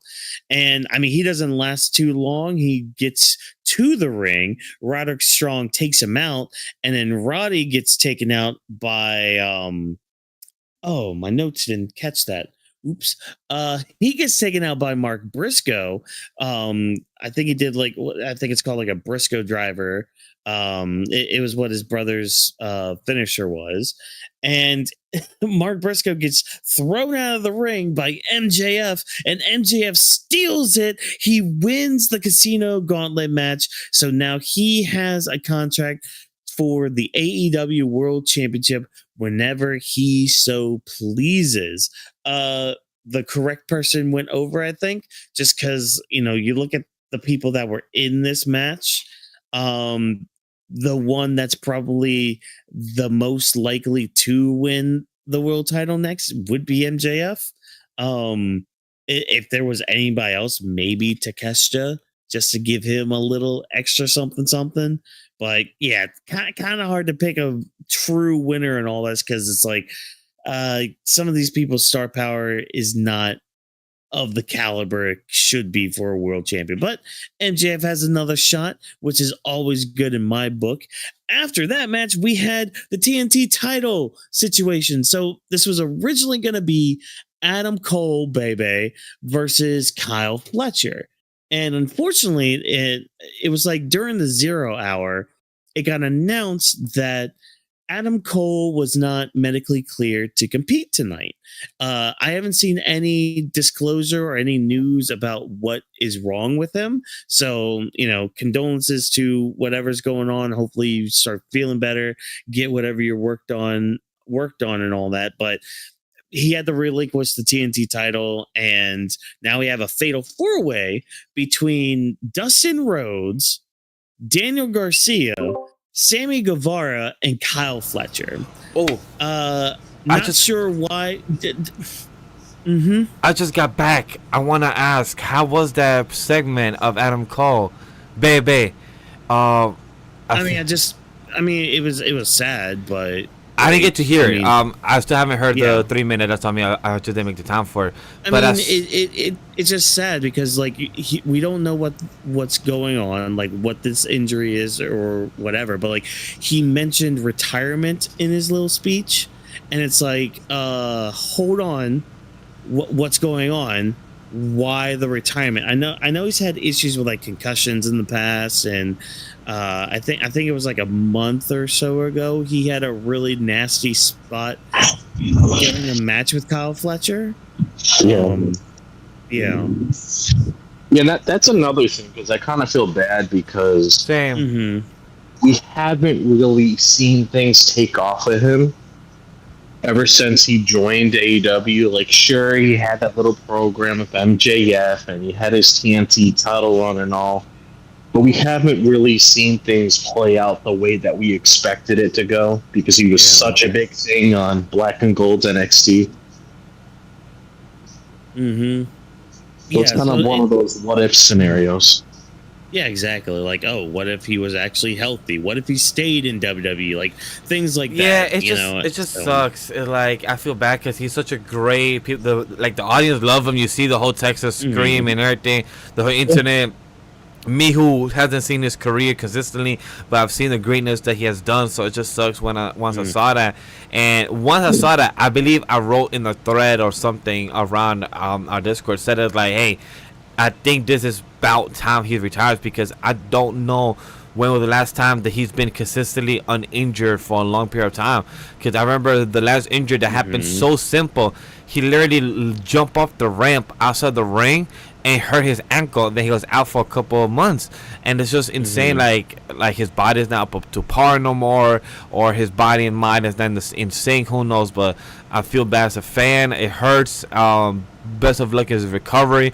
I know a lot of people are sad that it reminds them, about Kevin Owens and about Adam Cole, like two superstars that right now we don't know what's next for them, if they get to come back or they just get to be a producer or behind the scenes or anything else. But I just hope for the best for them. Yeah, just hope, speedy recoveries. Hopefully you're able to come back and all that stuff. But like with the match itself, it got turned into a fatal 4-way again between Dustin Rhodes, Daniel Garcia, Sammy Guevara, and Kyle Fletcher. And when it got announced that it was a fatal 4-way, I'm like, why are Dustin and Sammy involved here? Like, I get Daniel Garcia because he's kind of also had this on again, off again thing with Adam Cole for the TNT title. So that makes sense. Kyle Fletcher, he was already going to be having a shot for it. But Dustin and Sammy was interested because not only did they have like a match last night on Supercard of Honor, but they had a match during the pre-show tonight as well. It was like an 8-man tag that they were in. So they're pulling like triple duty in 24 hours. But I mean, the match itself was fine, but like it kind of falls in that category of like, okay, my investment level really isn't in this because like, and I mean, if you remember from like last night's or the night before, our predictions and all that, like I was talking about this and it's just like, again, good. It's gonna be a good match. It's just the investment level just isn't there because I don't watch Collision and a lot of the build was happening during Collision, so that's whatever. But again, match was fine. Surprising winner though. Like I don't think anybody thought Dustin Rhodes was gonna walk out with a singles title tonight, and it's like his first singles title since like 98, 99 times. So like it's been like, and I saw people complain about it as well, which was kind of sad. That people complaining about it online, like why is he winning? The agent and everything, like. That's the point. He should win this, get this out of the way, and he give it to somebody else as a superstar, or you could give it to Sammy if whatever happens with his career and everything down the line. So like at least get him his flowers due. Well, no, because it's like the person, because like me and Drop were talking about this. Kyle Fletcher was really kind of the person to take this title. That too, yeah. Of just like his build towards this match and just like his whole change of character almost a year ago and all that. Like we wanted something, and I'm sure we weren't the only ones either. We wanted something to kind of solidify why he turned heel and just kind of make sense of his heel turn, kind of like what was going on with the New Day. It's like, oh, they turned heel on Big E, and it's just like, okay, well now what are they gonna do? They have a new attitude towards everything. Are they going to get, I don't want to say rewarded for it, but like what's going to be the goal here for? What's going to be like part of like the reason that they turned heel? Because like when you have a heel turn or like this change of attitude, it should usually come with some sort of like thing that you end up getting, some sort of like there needs to be some sort of prize for betraying somebody or becoming a goody two shoes and all that. So that's why it's just kind of weird here for me. That's like, oh, Kyle Fletcher didn't win, so I guess was he never slated to win? Was Adam Cole actually going to retain his title here? But I mean, with that being said, it's still a really great moment for Dustin because, like, ever since like that 99 time, ever since he dropped that last singles title, he's always been in like the tag team scene. Like he's won some tag team gold here and there, but yeah, no singles titles. Not only just in WWE, but like AEW and like any other like indies he might have shown up on for a little stint. Like it's so weird, but weird in a good way because you do feel good for Dustin Rhodes getting this title. But after that, we get to a match that did have some stakes, that did have some juicy storytelling in it, of course. We had the Young Bucks taking on Will Ospreay and Swerve Strickland. If Will Ospreay and Swerve Strickland won, the Young Bucks would no longer be EVPs of the company of AEW. However, if the Young Bucks did win, then Will and Swerve would not be able to challenge for the world title for a whole calendar year. I thought this was an awesome match. Starts off a bit slow just for them like feeling each other out with like the both teams and all that, but man, it definitely picked up like halfway through. The story basically going of Will and Swerve not being an established tag team. Like, they did make some mistakes here and there. Like the moment that sticks out to me, Will Ospreay did hit Swerve Strickland with a hidden blade at one point in the match, which took him out for a bit and gave the Young Bucks enough opportunity to really just like decimate Will Ospreay and kind of bring us to a point kind of like paralleling the moment where they had Swerve like tied up to the corner. They were about to super kick him with those spiked shoes, and Swerve was saved by Will Ospreay getting in the way. Swerve does the same thing for Will, gets in the way of the super kicks, takes the super kicks and all that. And eventually, you know, he gets Will off the ropes and all that. And he, after taking all these attacks, man, they run roughshod on the Young Bucks to the point where one of the Bucks gets out of the ring because of Swerve, and they do their own version of like a EVP trigger or whatever, where like, and it's so cool watching it because like the house call is one of my favorite moves of of Swerve Strickland's, and I really wish it was more of his finisher rather than Swerve Stomp, but you know, that's whatever. That's just a nitpick for mine. But like hitting one of the Bucks with a combo of the house call and the hidden blade, oh, picture perfect. It was great. And their celebration too afterwards was really good, because it's like, yeah, we got rid of these EVPs, we got rid of these douchebags that are trying to run the company and all that. Get them out of here. We're gonna do our own thing. And yeah, so they're gonna still be in the main event picture, which is good.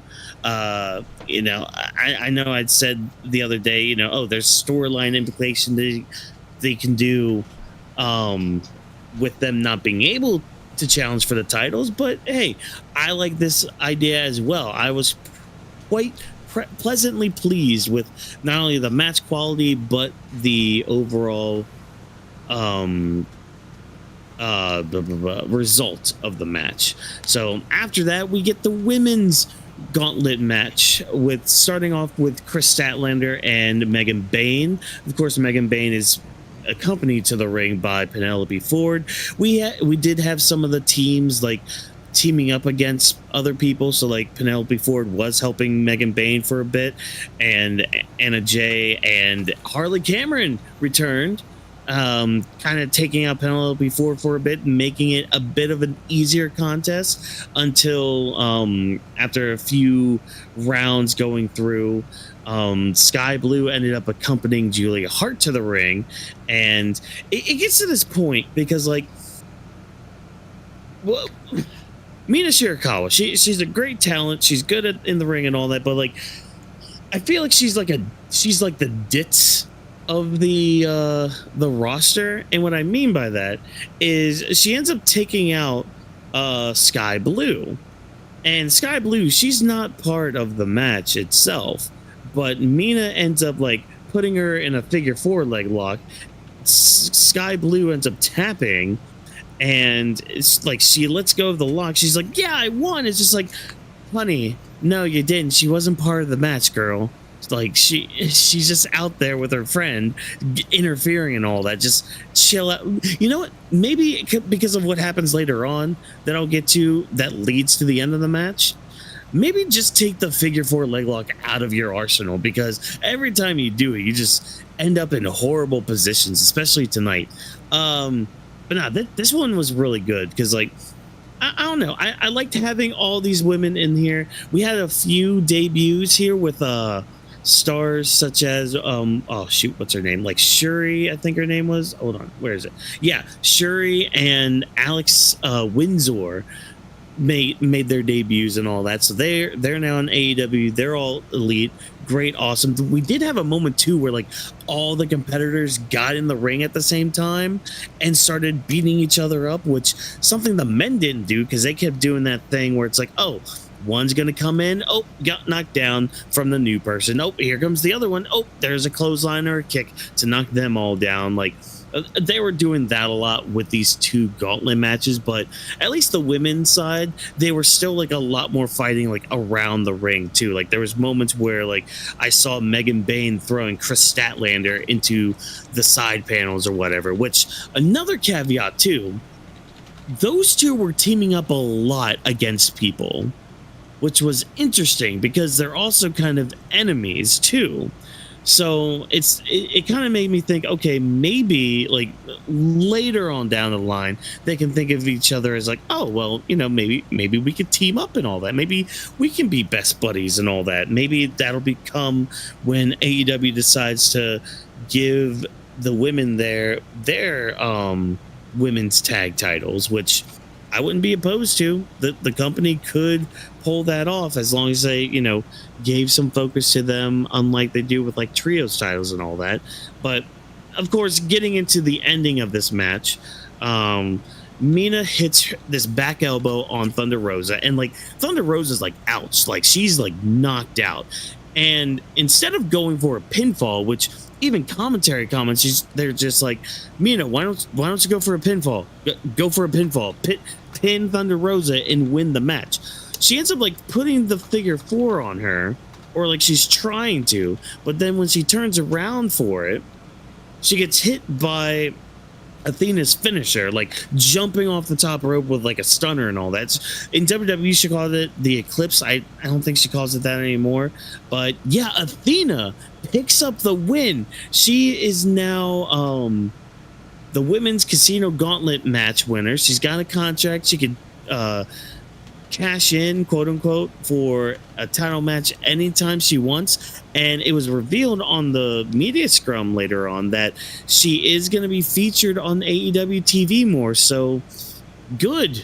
She's really good. She's been going on this 1,000-day plus tear with the ROH women's title. Yeah, finally move up to AEW. Like, finally move up to Dynamite, do something there and all that. And I think out of the pool of talent, I'm kind of glad Athena won this, you know, because again, she can really do something good with that title and all that. Yeah, so moving on along from that, we had another match that like not much investment in, but still, again, match quality was good nonetheless.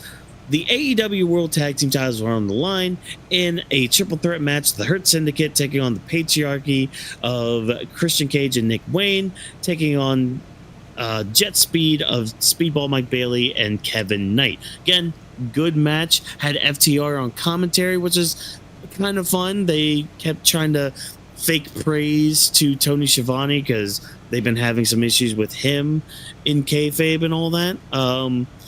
Again, though, like it's kind of hard to be invested in this because like you kind of know the Hurt Syndicate's gonna win this, which they do. You know, they end up winning this one. But I like the finish of this though, like what it led to, because like Bobby Lashley goes out to the ring, he gets in the faces of FTR and kind of throws Christian Cage at them, and then he hits a spear on Christian Cage after like using him to get rid of FTR again.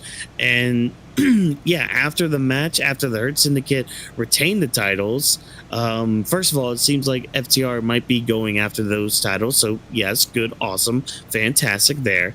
But we had Nick Wayne ending up turning on Christian Cage, turning on his own father, mind you.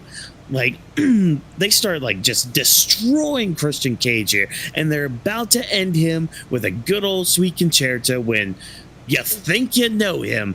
Out comes Edge holding Spike, going out to the ring, like saving Christian Cage. And you're thinking to yourself, okay, the reports were going around like, oh, the reunion between Christian and Edge are going to be happening fairly soon. It's just Christian wants to finish off this whole storyline with the patriarchy. Cool, neat, fine, whatever.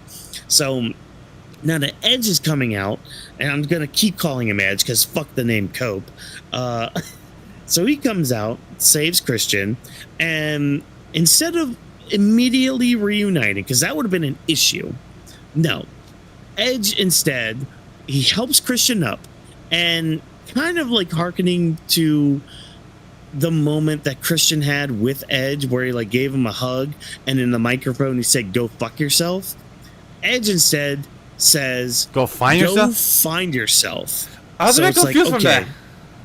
Well, it's more of just like finding who you are again, because like that's the thing. Christian has been the biggest dick in the past like year or so. Like this in the nicest way, yeah.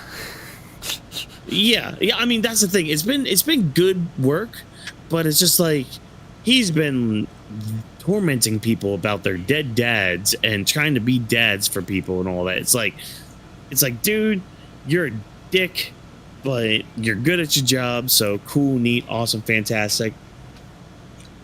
Again, I'm glad they didn't immediately team them back up, so we can actually maybe do a bit of a slow burn with their reuniting and all that. So looking forward to that, how they do everything with that.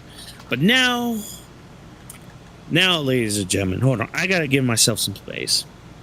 Here, because we've made it to our triple main event that they kept booking this as. Our three main matches here.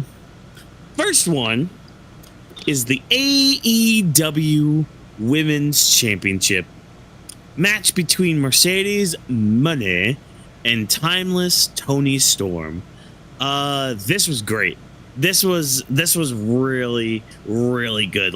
A lot of mat wrestling throughout the match, mainly from Mercedes, but Toni was able to counter a lot of stuff, mainly using her hips, which, I mean, she's got a lot of it, so why not use it? They both kick out of each other's finishers multiple times, which, and you know, fair. We are in like that main event territory now, so we're getting to that point where multiple finishes are gonna be kicked out of. I do want to say one thing I'm proud of as a fan as well, and seeing the backstory that was shown today, that I'm happy for Toni Storm and Io Sky to be almost technically both kind of main eventing the women's side of this weekend, since they both Evolution, and Evolution won the Mainland Classic. The Mae Young Classic was, and they both versus each other. So I'm glad to see that. Kind of cool to see that happened on the same weekend, in a way that both of them are kind of main eventing. And I'm also want to say that your boy was right on the grappling of the week prediction. I stuck with my guns, and I stuck with my feeling that Toni Storm was gonna win. Optimistic Vash for the win. Why you gotta blow the load so early? Why you gotta blow the load so early? Look. Like, I just gotta tell you, I'm proud. I'm a proud man. Optimistic Vash for the W. No, Watkins said that too. Yes, but he just also said that, hey, Mercedes, you know, she hasn't taken a W. So he was on the flip side, but he wanted. His heart wanted Toni. His heart wanted Toni as well. I get it. I know. No. That was me. You're getting everything wrong right now. I went with Toni. Yeah, I went with Toni. Yeah, that was me. Drop was Mercedes. Yeah. You just blew live on television. You just blew the whole. Oh yeah, you're right. I did. I'm looking at the document. I'm looking at the document. Watkins and Vash was Toni, and Drop was Mercedes. You're right. Yeah. You're right. No, Watkins. You know what the funny thing about that? There's live footage on the channel of that. We talked about. I know there is. No, y'all have no idea. No, Vash. You know what? Vash, you're going in timeout right now. No. I will clarify and say this. Now that Mercedes has taken a pinfall, now it's easy to predict her losing matches now. Oh, it was great, yo. Seeing anybody go to the thread. I realized I put him in timeout. So I was just saying, go to the thread on the ONW. No, it's amazing. Go check that video out. Sit there. Go watch this clip. Timeout position and let me go off on this. How dare you? No. Because I was giving Mercedes her little flowers. Y'all know that I'm not a big Mercedes money fan. Y'all know this. Good wrestler, yes. But god damn, I do not like her style. Whatever. Besides, dude, she... 3 consecutive storm drivers. Like literally, Tony hits one, then immediately gets her up for a second, then gets her up for a third, and Mercedes kicked out of that. 3 of them in a fucking row. But you know, fucking creative control, whatever bullshit. Gotta look super strong. Gotta look like a Superman in your losing streak. I don't care. You got hit with a superstorm driver to the top of your dumbass dome, losing the match. Oh my god, the elation, the emotion I felt. It can be seen, it can be heard from the moons, from the stars above. Mercedes lost. She lost the match. The downfall can finally begin. It's here. It's upon us. The downfall of Mercedes money. Now we can drop her down and build her back up. She can now like go on this good journey of getting to the AEW Women's Championship. Now she can like dance her little stupid dance on the apron, being like, "Oh, look at me, everything." Great, awesome. Guess what? It's still fucking Tony time. Oh man, my reaction in our Discord server, holy shit, it got Sydney barking, and Sydney was upset because the Young Bucks lost, which I don't know why Sydney's a Young Bucks fan, but that's besides the point. But this woke her up because she's like, wait, Mercedes lost? Nani? I want to help Dad. I want to be excited. I'm like, oh, you're a good girl, Sydney. Oh my gosh. The match quality itself was really good. I wouldn't be upset if people were to put this in match of the year contendership. I wouldn't be surprised. It was a really good match. But man, just having Tony come out on top. Oh, it hit, man. It hit like a good drug that just like hits in your mind. Like it's that moment when you eat an edible and like, you know, you're still waiting for it to kick in. You kick in, so you're just like, all right, let me just put a video game on, like a simple I don't know, let's just say Wukong. Black Myth Wukong. You just put that on and you're just like, I'm just playing this game, la la la, having fun. And then all of a sudden you just get this feeling, this overrushing just joy and relaxation. You're just like, that's great. That's what this match was, this ending and all that. Vash, you're now out of timeout. So go ahead, talk to me. Go ahead. Let me know. Honestly, congrats to Mercedes Moné. She lost her first match in AEW, and as a fan, I'm happy for her because not saying that we need a type of bulletproof superstar. We just want to see some type of flaw within you as a character. Like, hey, you have 6 titles, woman. I believe still 6. Yeah, right. That's the current number. Sure. Or technically 5 because one is a prop because the Owen Hart one. Either way, she has the belt. She has the ring. She has whichever you have to dance with. But I'm glad for the win. I really want to see this match. I think this match was actually a good 25 minutes. Yeah, exactly. 25 minutes and 11 seconds. So I do want to check out, like, there's a few of these matches. I was going to ask you by the end of this segment, which out of the 12, 10, 9 matches would you recommend for audience that if they don't have the time to see the full 6 hours, what do you have to see? So Advantage, you know, just think about the answer to that question, because I know you have 2 more segments to talk about. Oh, that's easy. Like, if you don't answer that now, it's up to you. No. Definitely these 3 main events: Young Bucks and Will Ospreay and Swerve Strickland. Those are like top contenders. Everything else, if you want to watch them, fine. If you want to look them up, fine. But like, definitely like those 4 matches are ones to to look up if you have the chance. But yeah, 2 more other main event matches. Another contender for match of the year.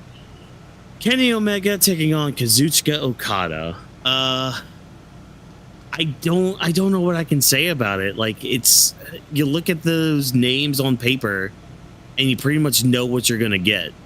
And you're gonna get that buttery sweet goodness of smooth wrestling.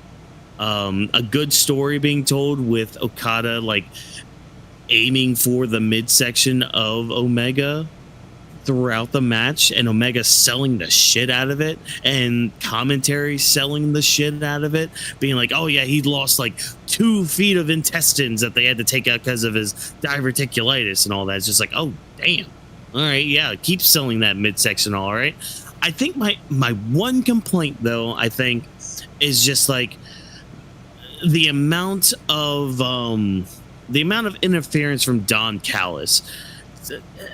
This match didn't really need Don Callis. I know they probably had him in there because, hey, it's something different to add to Omega versus Okada and all that. I mean, good for Okada to finally have like a, I mean, I struggle saying, oh, he finally had a good match in AEW, but like a match that I could be like, yeah, go check out this match. You know, out of their matches, though, I would say this might be the weakest, just in terms of just their matches alone. But I mean, that's nothing against the quality of it. Like, it was still like really good.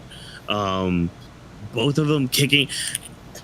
It's weird to say that, like, oh, they both kicked out of their finishers and all that, which, you know, this is AEW, of course they're going to, but like, it's different when it's Omega and Okada, because like nobody kicks out of the one-winged angel, nobody kicks out of the Rainmaker except for like each one of those two against each other, or I think there's like another caveat somewhere, but my history with that is a little fuzzy. But yeah, definitely look this one up. This one was really good, and plus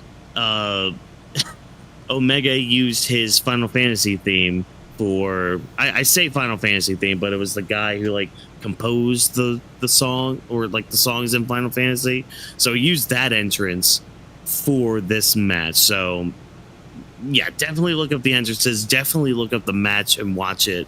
Really good stuff, which leads us to the main event, which I think, who was it? It was Simon Miller on Twitter. I saw the tweet that he made about this match, and I think he summed it up very perfectly. Think of Roman versus Cody from WrestleMania 40, that Bloodline Rules match. Think of that, just rated R, and that's what you got here, between Jon Moxley and Hangman Adam Page. First of all, Hangman Adam Page going back to his old theme and coming out the face side of the entrance ramp. So for those that may not know or may have forgotten or anything, you could definitely tell who's a heel and who's a face by which side of the entrances they come out. So like, it's like the right side is all the faces, so they'll come out through like the right side or like the right circle, depending on the stage that they use and all that. Or if they're a heel, they come out through the left side and all that. So Hangman finally came out through the right side. He's a full-on baby face. Love to see it. Great work there. But man, this match was just, it was brutal. It had me going, oh, a few times. Mainly dealing with like forks, glass, barbed wire, tables. Almost had a plastic bag involved from, you know, what happened with Daniel Bryan. A damn bed of nails. Like, oh, it was not fun to look at. It was not pretty. But man, both of these guys were out to just murder each other. And of course, interferences galore, mainly, you know, Death Riders and all that. We had freaking Daniel Bryan coming back. Oh, y'all saw that. That looks awesome. Dude, it was great. And the fact that he wore a mask after like a couple days ago when he revealed, hey, WWE apparently have been trying to contact me to tell me to stop doing the yes chants, and he shows up in a mask and just keeps doing the yes chants and all that, takes out Wheeler Yuta and most of the other Death Riders. Darby Allin comes back with a little video from him on top of Everest, being like, oh, I'm on top of the world and now I'm coming for you, Jon Moxley. He at least helps take out the Death Riders, distracts Jon Moxley a little bit, but not too much interaction with Moxley, so fine, I guess. But at least he was able to take out the rest of the Death Riders. Will Ospreay tries to do something, but he ends up kind of like what happened with Samoa Joe, with like the chair between his neck and all that. But like mainly with like the closing moments of this match, and this actually kind of got me a little bit. There was a moment where Moxley's just like, hey, Marina, because the AEW World Title has been in this briefcase for like the better part of a year. He tells Marina, hey, take those keys, get that title out of the briefcase, and let's show Hangman what he's never going to get. Like just to kind of like torment him a little bit more, you know, just have him sniff it. It's almost like going up to Luffy and be like, hey, Luffy, there's the key to be king of the pirates.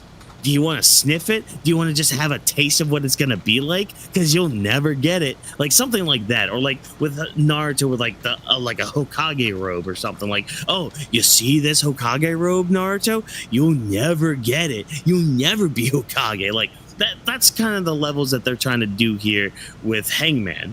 And when Marina goes to get the briefcase, somebody slips some handcuffs onto her, so she's stuck on the table now.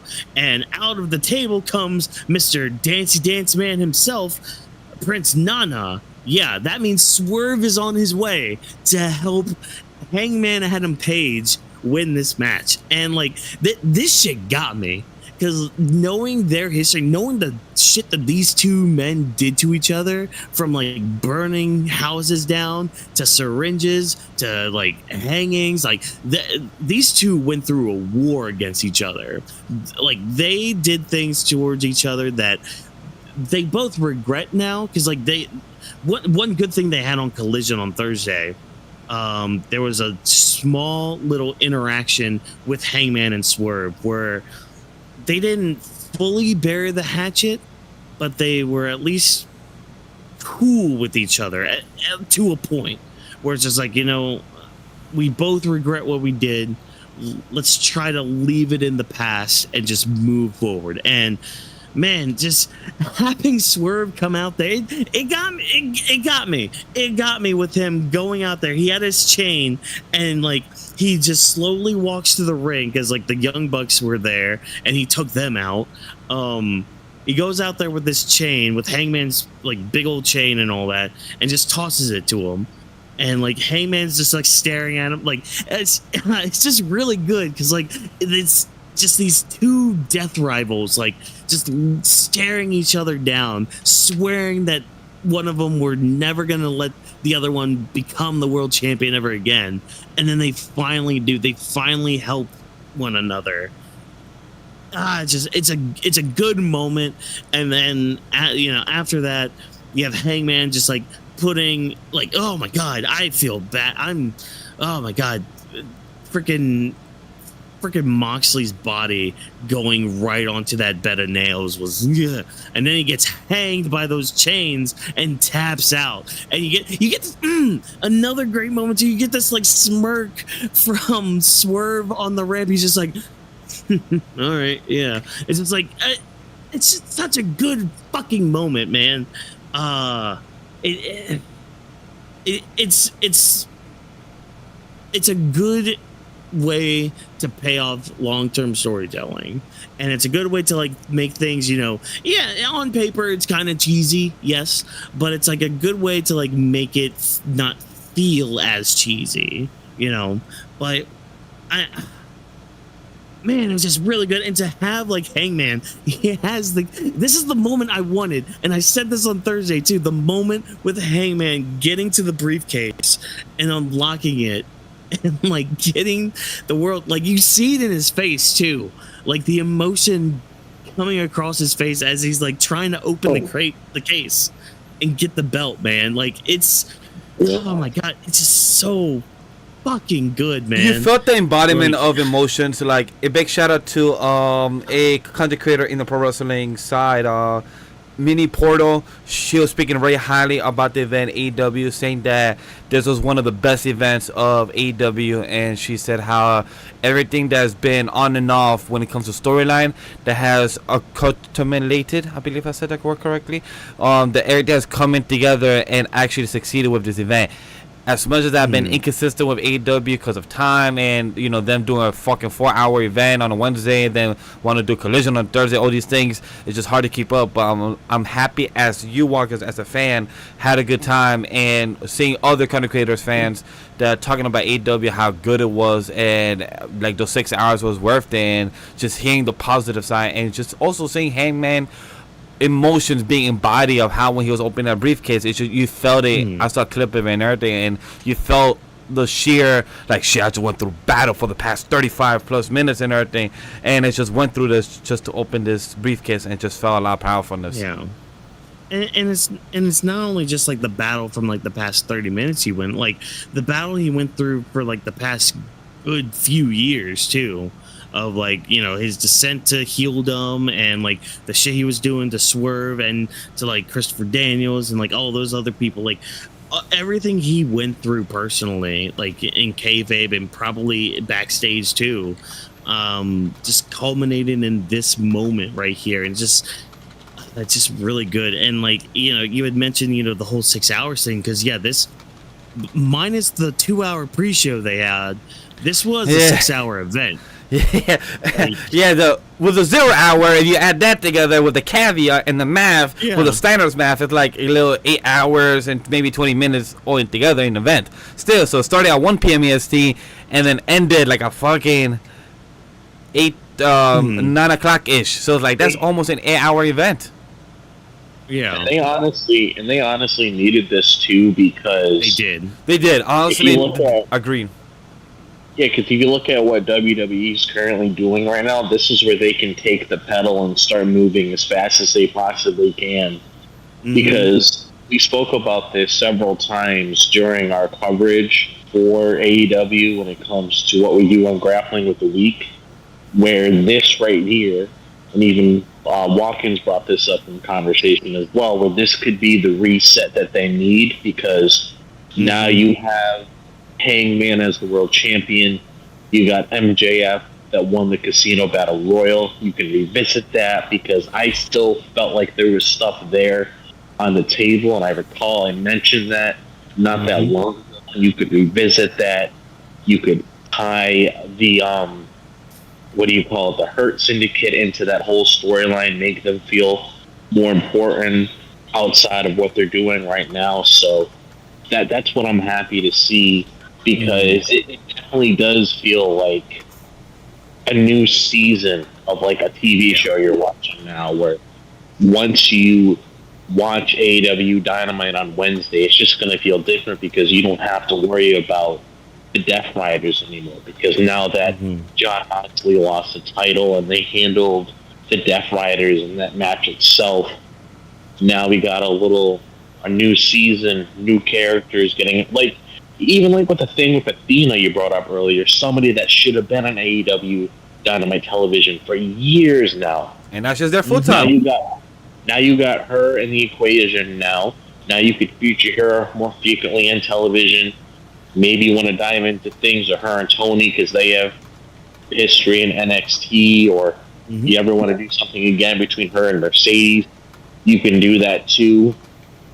And I just like what's going on with them, and I'm hoping they take the ball and run with it, because this is the perfect opportunity. Your competitor is struggling. They're not doing well right now. This is their opportunity to really run and do something. And that's not me putting down WWE, because we do not hate WWE on the channel. No. It's just something a lot of people have noticed, that this is a very weak year from them. AEW, I will say, at the beginning of the year, they definitely fell in that category. But right now, this is what they really need to do, and I'm just hoping something good comes out of this. I'm hoping because it makes sense for it. But Tony Khan's gonna have to grab the bull by the horns and actually make a difference. Yeah, and I mean shows like tonight is how you start that, is how you like bring those good graces back, you know, because like you said, the beginning of this year they had multiple shows that people were panning, that were just like, yeah, the wrestling was good, but the booking at the end of it, I'm just, you know, it felt like a wet fart. Like you're just sitting there like, oh, this didn't come out right, what, nani the fuck, why?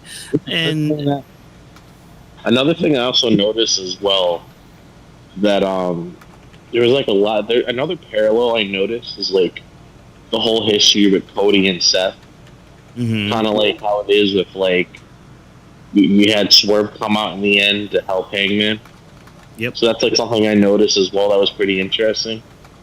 Yeah, like it's almost like those, you know, those forever rivals just kind of actually helping each other out, and again, like ironing, sharpening iron, and all like that kind of concept too. Like it's just, man, it's just really good stuff, you know. And it makes me happy to want to watch AEW. Like it makes me want to watch Dynamite more and want. Excuse me, it has me looking forward to the next AEW like big event and all that. Like, hopefully it's not 6 hours and all that, but you know. Well, next month we do have the Forbidden Door, so who knows? Yeah, I mean that'll be 4 hours probably, because it starts at probably like 8, and even if it starts at 7, just make it 5 hours then. But like, see, that's the other crazy part. Like those 6 hours, I was sitting here watching it, they blew by. And that's what I love. I heard that from you and many people online, that those 6 hours did not feel like 6 hours. And I love that, because that's what I felt for me when it came to NXT, where it was in PoE with no commercials, just a lot of promotion for the next events. Yeah. But the event felt very fast. Like the match is just 10, 20 minutes, but it just feels like they're doing the spots and doing everything else, but it just gets into the motion, which is not a bad thing. It just, I want more out of it. And they're just getting to the promotion. And as they're like, yo, fuck the promotion. Just focus on the event itself. And when it comes to Saturday night main event, Chad, you guys heard us complain earlier, and you guys heard us complain the past couple of months. It's like feels commercial, and it doesn't feel like an actual wrestling show for the people watching it at home. Anybody watching it there in person, they must be having a great time, like myself and Watkins did when we watched the first one in December. But when it comes to AEW All In, I'm very happy to hear that, because sometimes when there's a 4-hour event of AEW, sometimes it feels like it's dragging, or feels like it's oversaturated or overcrowded, like some fans do say. But when it comes to AEW All In, I'm very happy to hear that, because even, like, for example, if I'm free on a Monday or Tuesday to watch it behind my in the background, I wouldn't mind to see it if it's a 6 hour that don't feel like 6. And that's a good thing about an event like this, or any something in that realm. And I mean, don't get me wrong, there were a couple spots, couple moments too that were slow. Like I was saying, you know, the whole, probably the tag triple threat match, and maybe the fatal 4-way TNT title match was probably the weakest. They might have been the weakest. You know, again, this is really comparing like a 5 to a 4 in a way, you know, just because of match quality and all that. But like as an overall product, again, it was just a great afternoon / evening of the wrestling and all that. Like it had me hooked, it had me engaged in a lot of parts, and it made me excited again. You know, like literally, I jumped out of my seat when Mercedes lost. The last time I jumped out of my seat for a wrestling event was what, maybe WrestleMania, and that was probably like night 1 WrestleMania this past year. Like night 2 didn't really move me too much, and even before then, that was the last time. You know, so that was a couple months ago, but like a couple months ends up feeling a few years to us anymore. Like that's just the nature of time and all that. But like, that's time I remember seeing you jump out too with the heel time. Yeah, Yeah, and the Cena heel turn. the last one also, remember, I believe was Elimination Chamber was when Yumi was reacting as well, but also that was you jumping off the chair, but also angry because your internet was buffering while we were watching. So it was a mix of both. Oh, I hated that shit. That was bullshit. My internet was fine tonight. I was watching, because that's the thing. I actually bought the event. Oh, Exactly. Word. Like, Which I was so sad about when I said, yo, past the event, like, yo, somebody else got. I'm like, but me. I know I felt bad, but it's my friend that I'm actually going to that indie event with on next Friday. week? Yeah, next week or 2 weeks from now. Yeah, I recall. So he's just like, yeah, I'll pay you back. I'm just like, don't worry about it. Just buy me a couple drinks and we'll be even. I'm about to say that's not even. That's actually more, but you got him. yeah. Have him buy you a nice figurine. See, exactly. Or a See, selfie with the wrestlers right there. Selfie with wrestlers right there. That's already with my ticket. Oh, it is? Nice, yeah, dude. I wish Hawk does that. Hawk should do that because for each of the wrestlers, you got to pay them separately and aside. Which I get it, business and everything. But like Hawk should have like one person, like each ticket should get a one picture with said wrestler. Like it could be any wrestler, so it's like a coupon or something. I mean, that's awesome, man. Yeah. They might have that with like the front row seats, because that's what mine was. It's like, okay, mine was your front row seat. Okay, yeah, makes sense. Get your front row seat, and then you also get like a photo op with both Shotzi and Baron Corbin. I'm gonna keep calling him Baron Corbin for right now, but whatever. Oh, by the way, a big shout out to Shotzi. What she's been doing online has been amazing. Her feud with the Indie God, yo, enjoy that chat. Oh, yeah. Enjoy that. She's been awesome. Don't worry, I'm gonna make sure I get some Indie God shit. I'm gonna poke the bear on that one. Yeah, be like, hey, we'd love to interview as well for Weebs of the Ring. At least see you there, Shotzi. I mean, yeah. But yeah, that was All In. A very strong show, a very good way to revitalize the product, and like Drop alluded to as well. If you just roll with this momentum, you can create something really good this year, and like. Because that's the thing. The last time this happened was around when AEW was in creation. So, like, really, like, and I'm not saying, the WWE product is that down bad. It's not, because it is still good, but like, it's just that similar vibe of like, okay, you guys could really be doing better, and these guys are actually doing what I want you to do. So yeah. Also, quick thing, chat. 100% what Walken said, but also, as any company competition is good to have. When one is succeeding, the other will feed off that to succeed more and overpower. That's the best thing. Like for example, Superman. It will help Marvel to get back into their roots once you see kind of stuff like that. Competition feeds off growth. That is true. But any final thoughts from you guys? I mean, I know like it's not more of just like this is kind of more of a show and tell or share and tell kind of podcast episode, which is fine, which is good. I'm just glad that there were three of us and there were three shows, and like we were able to each kind of focus on one a little bit more than others. But I mean, anything y'all want to recommend from the shows y'all watched or, paid attention more to? I mean, I already said mine, so I mean, I guess, Drop, do you have one from Saturday Night's Main Event that if somebody didn't catch it, you'd be like, hey, go check this out? I mean, the only thing I can really say, honestly, is maybe what we got out of Randy Orton and Drew McIntyre. I will say that. Okay. Because there was a lot of substance that came with that. Plus, it's Randy Orton and Drew McIntyre, so you can't really go wrong with that. Right. And, I'll also the LA Knight and Seth Rollins match, because I do think those guys dance very well together. Yeah. Yeah, what I was seeing from their match looked pretty good. What about you, Vash? Anything you wanted to recommend from Great American Bash, or was it just a show that people should just super kick into oblivion? No, like I said earlier, the one you guys should watch is Ethan Page and Ricky Saints. That one I do hardly say that was a good match. If you want to see a good no boards hard type of match, or no, sorry, not hold bars. That's the wrong one. That's for Evolution.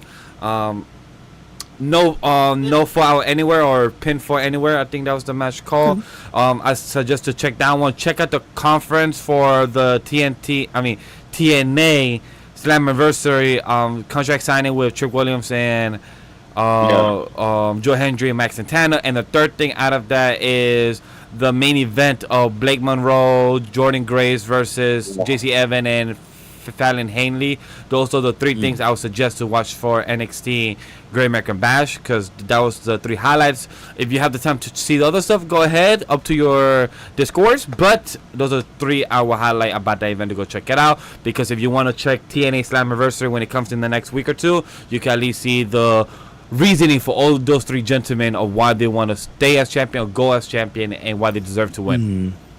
I think that TNA should... Yo, go ahead. I was also going to say, I did hear good things about Oba's match, too, because so I definitely need to check that one out, because him and Imura, I heard, had a really good match tonight, and normally Obatemi delivers with every match he has, so I will probably check that out tomorrow. I do agree. It was a solid match. I just didn't find any crazy highlight. It was a good match. I do recommend for anybody to go check out. If you like Obafemi, I do agree with Drop. If you enjoy Obafemi as a champion and as a wrestler, go watch it nonetheless, because it was very solid. And Slammiversary is July 20th, so that is actually next Sunday. Yeah. I think is it going to be on YouTube for free? I saw somewhere. It is actually in the UBS Arena in Long Island, New York. Huh. Hey, maybe you can go see Mike Santana get his W.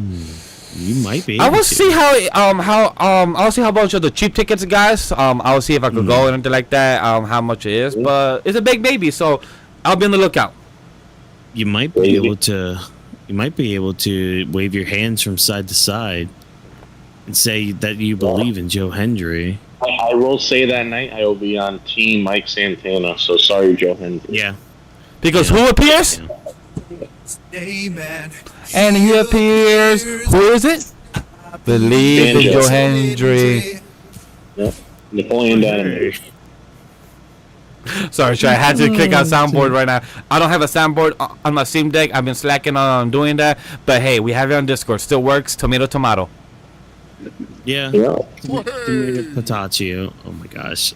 We're her. Oh man. Bro, all right, look, before we get any more down a rabbit hole of more sidetracks, more fun with sounds, hey, you know what? Maybe we'll do a fun stream one time where we just shoot the shit and all that. Yeah, we should do a Weebs of the Ring stream of just to chat, because I know the audience would love to ask us the usual wrestling questions like, who's your top four? Who's your Mount Rushmore? What's your favorite matches? Which is this? What's your favorite storyline? I know audience have ready to ask us like it does to any wrestling content creator, because those are always funny to be asked, because that's what everyone wants to know. But I also want to say something. We appreciate for everyone checking this out, honestly, because this was a little, I would say, trial of doing a little trifecta of covering AEW, NXT, and type of main event type of stuff. So hopefully you guys enjoy this. If you guys want more AEW, I would say please let us know in the comment section, because if you guys don't really give us any feedback, we don't know what to deliver to you. That's all I want to add. And always follow us on social media as usual. Check comment description and where you want us to know more information about. And I'll get back to Watkins. Yeah. So there's a show, still workshopping actually, because started doing something, but kind of need to put it in the shed a little bit more. Kind of put it back in the oven, let it cook a little bit longer. Yeah, man, got to put it in the workshop. Got to put some nails. You got to put some little staplers. Got to see where it fits within the box. Yep. Make our box of nail cake and feed it to everybody. It'll be great. It'll be awesome. So, without further ado, everybody, that's the end of the show. That's all of it. It's almost 2 o'clock in the morning here on the East Coast. I've been up since like 8, and Daddy's getting a little sleepy. So I'm going to take this time to thank you for watching the Weebs of the Ring podcast and taking time out of your day to listen to us rant and rabble about everything, all three of these pretty good shows from what it sounds like. If you enjoyed what we had to say, we have a plethora of social media accounts. You can see them on your screen. Logan Paul the GOAT. Well, look, he got punched out by a big old memory. You're about to get Jelly Roll versus Logan Paul in a tag team match in SummerSlam this coming August 2nd, August 3rd. Which day will be depending on what they decide. But you're about to deadass get Jelly Roll in a match, which is, I call him now Slim Roll, like Slim Jim as well. My girl's friend said, and we got then, Logan Paul. He's about to go in timeout again, folks. I actually have a funny story about Jelly Roll because when that match was going on, I actually trolled one of my friends and I said, "Oh, Jelly Roll just hit a moonsault." Like, wait, what? Like all four of them had. So let's have no. I give props to Jelly Roll because he has lost his weight. Like, you could tell, like, he's been putting the work and everything. So I do give the appreciation. Whatever form he has done, whatever money, anything he has done, whatever. I hope he's safe. Hope he's healthy. I hope he's been doing things right. And if you wrestle my G, I know you're not gonna be no Bad Bunny or Logan Paul type of shit, but I hope you're good. That Spanish. Be safe. Yeah. Do what you gotta do. What's it called? What was that move that AJ Styles used to do, but he's not gonna spiral tap? Yeah, he's gonna do a spiral tap. This man memory, as a must see TV. Really, that's a must see TV. Logan Paul versus Jelly Roll. Interesting, interesting. Yo, Walkers, end the show. This man saying it's a must see TV. Yeah, you know what? Everybody's going on timeout now. Everybody, even if you. Oh man, look, social media accounts on your screen. You see the ads, and AniMa W3 Studio, Legend D Vash, Drop This Box, Watkins MW, Weebs of the Ring, and the hashtag Weebs of the Ring. Partake in all of the fun conversations had on there, and also let us know feedback, because we're nothing without you guys tuning in, and we want to continue to upgrade everything that we do on this channel. Weebs of the Ring is presented by AniMa W3 Studio. Thanks, of course, to our production team for all of their hard work to put on this show. Thank you once again for joining us. And remember, as always, no stunt grannies were harmed in the recording of this podcast. Have a good night. Have a good evening. Have a good morning whenever you're listening to this. And we'll see you tomorrow night for Evolution 2 with the all-women's pay-per-view. Have a good night, everybody. And Monday Raw and off the bench on Monday morning. We see you then. You get to see the Queen Io Sky in the main event. Yeah, boy. She better win. Mommy's on top. She better. Mommy's on top. Hell no. Any of my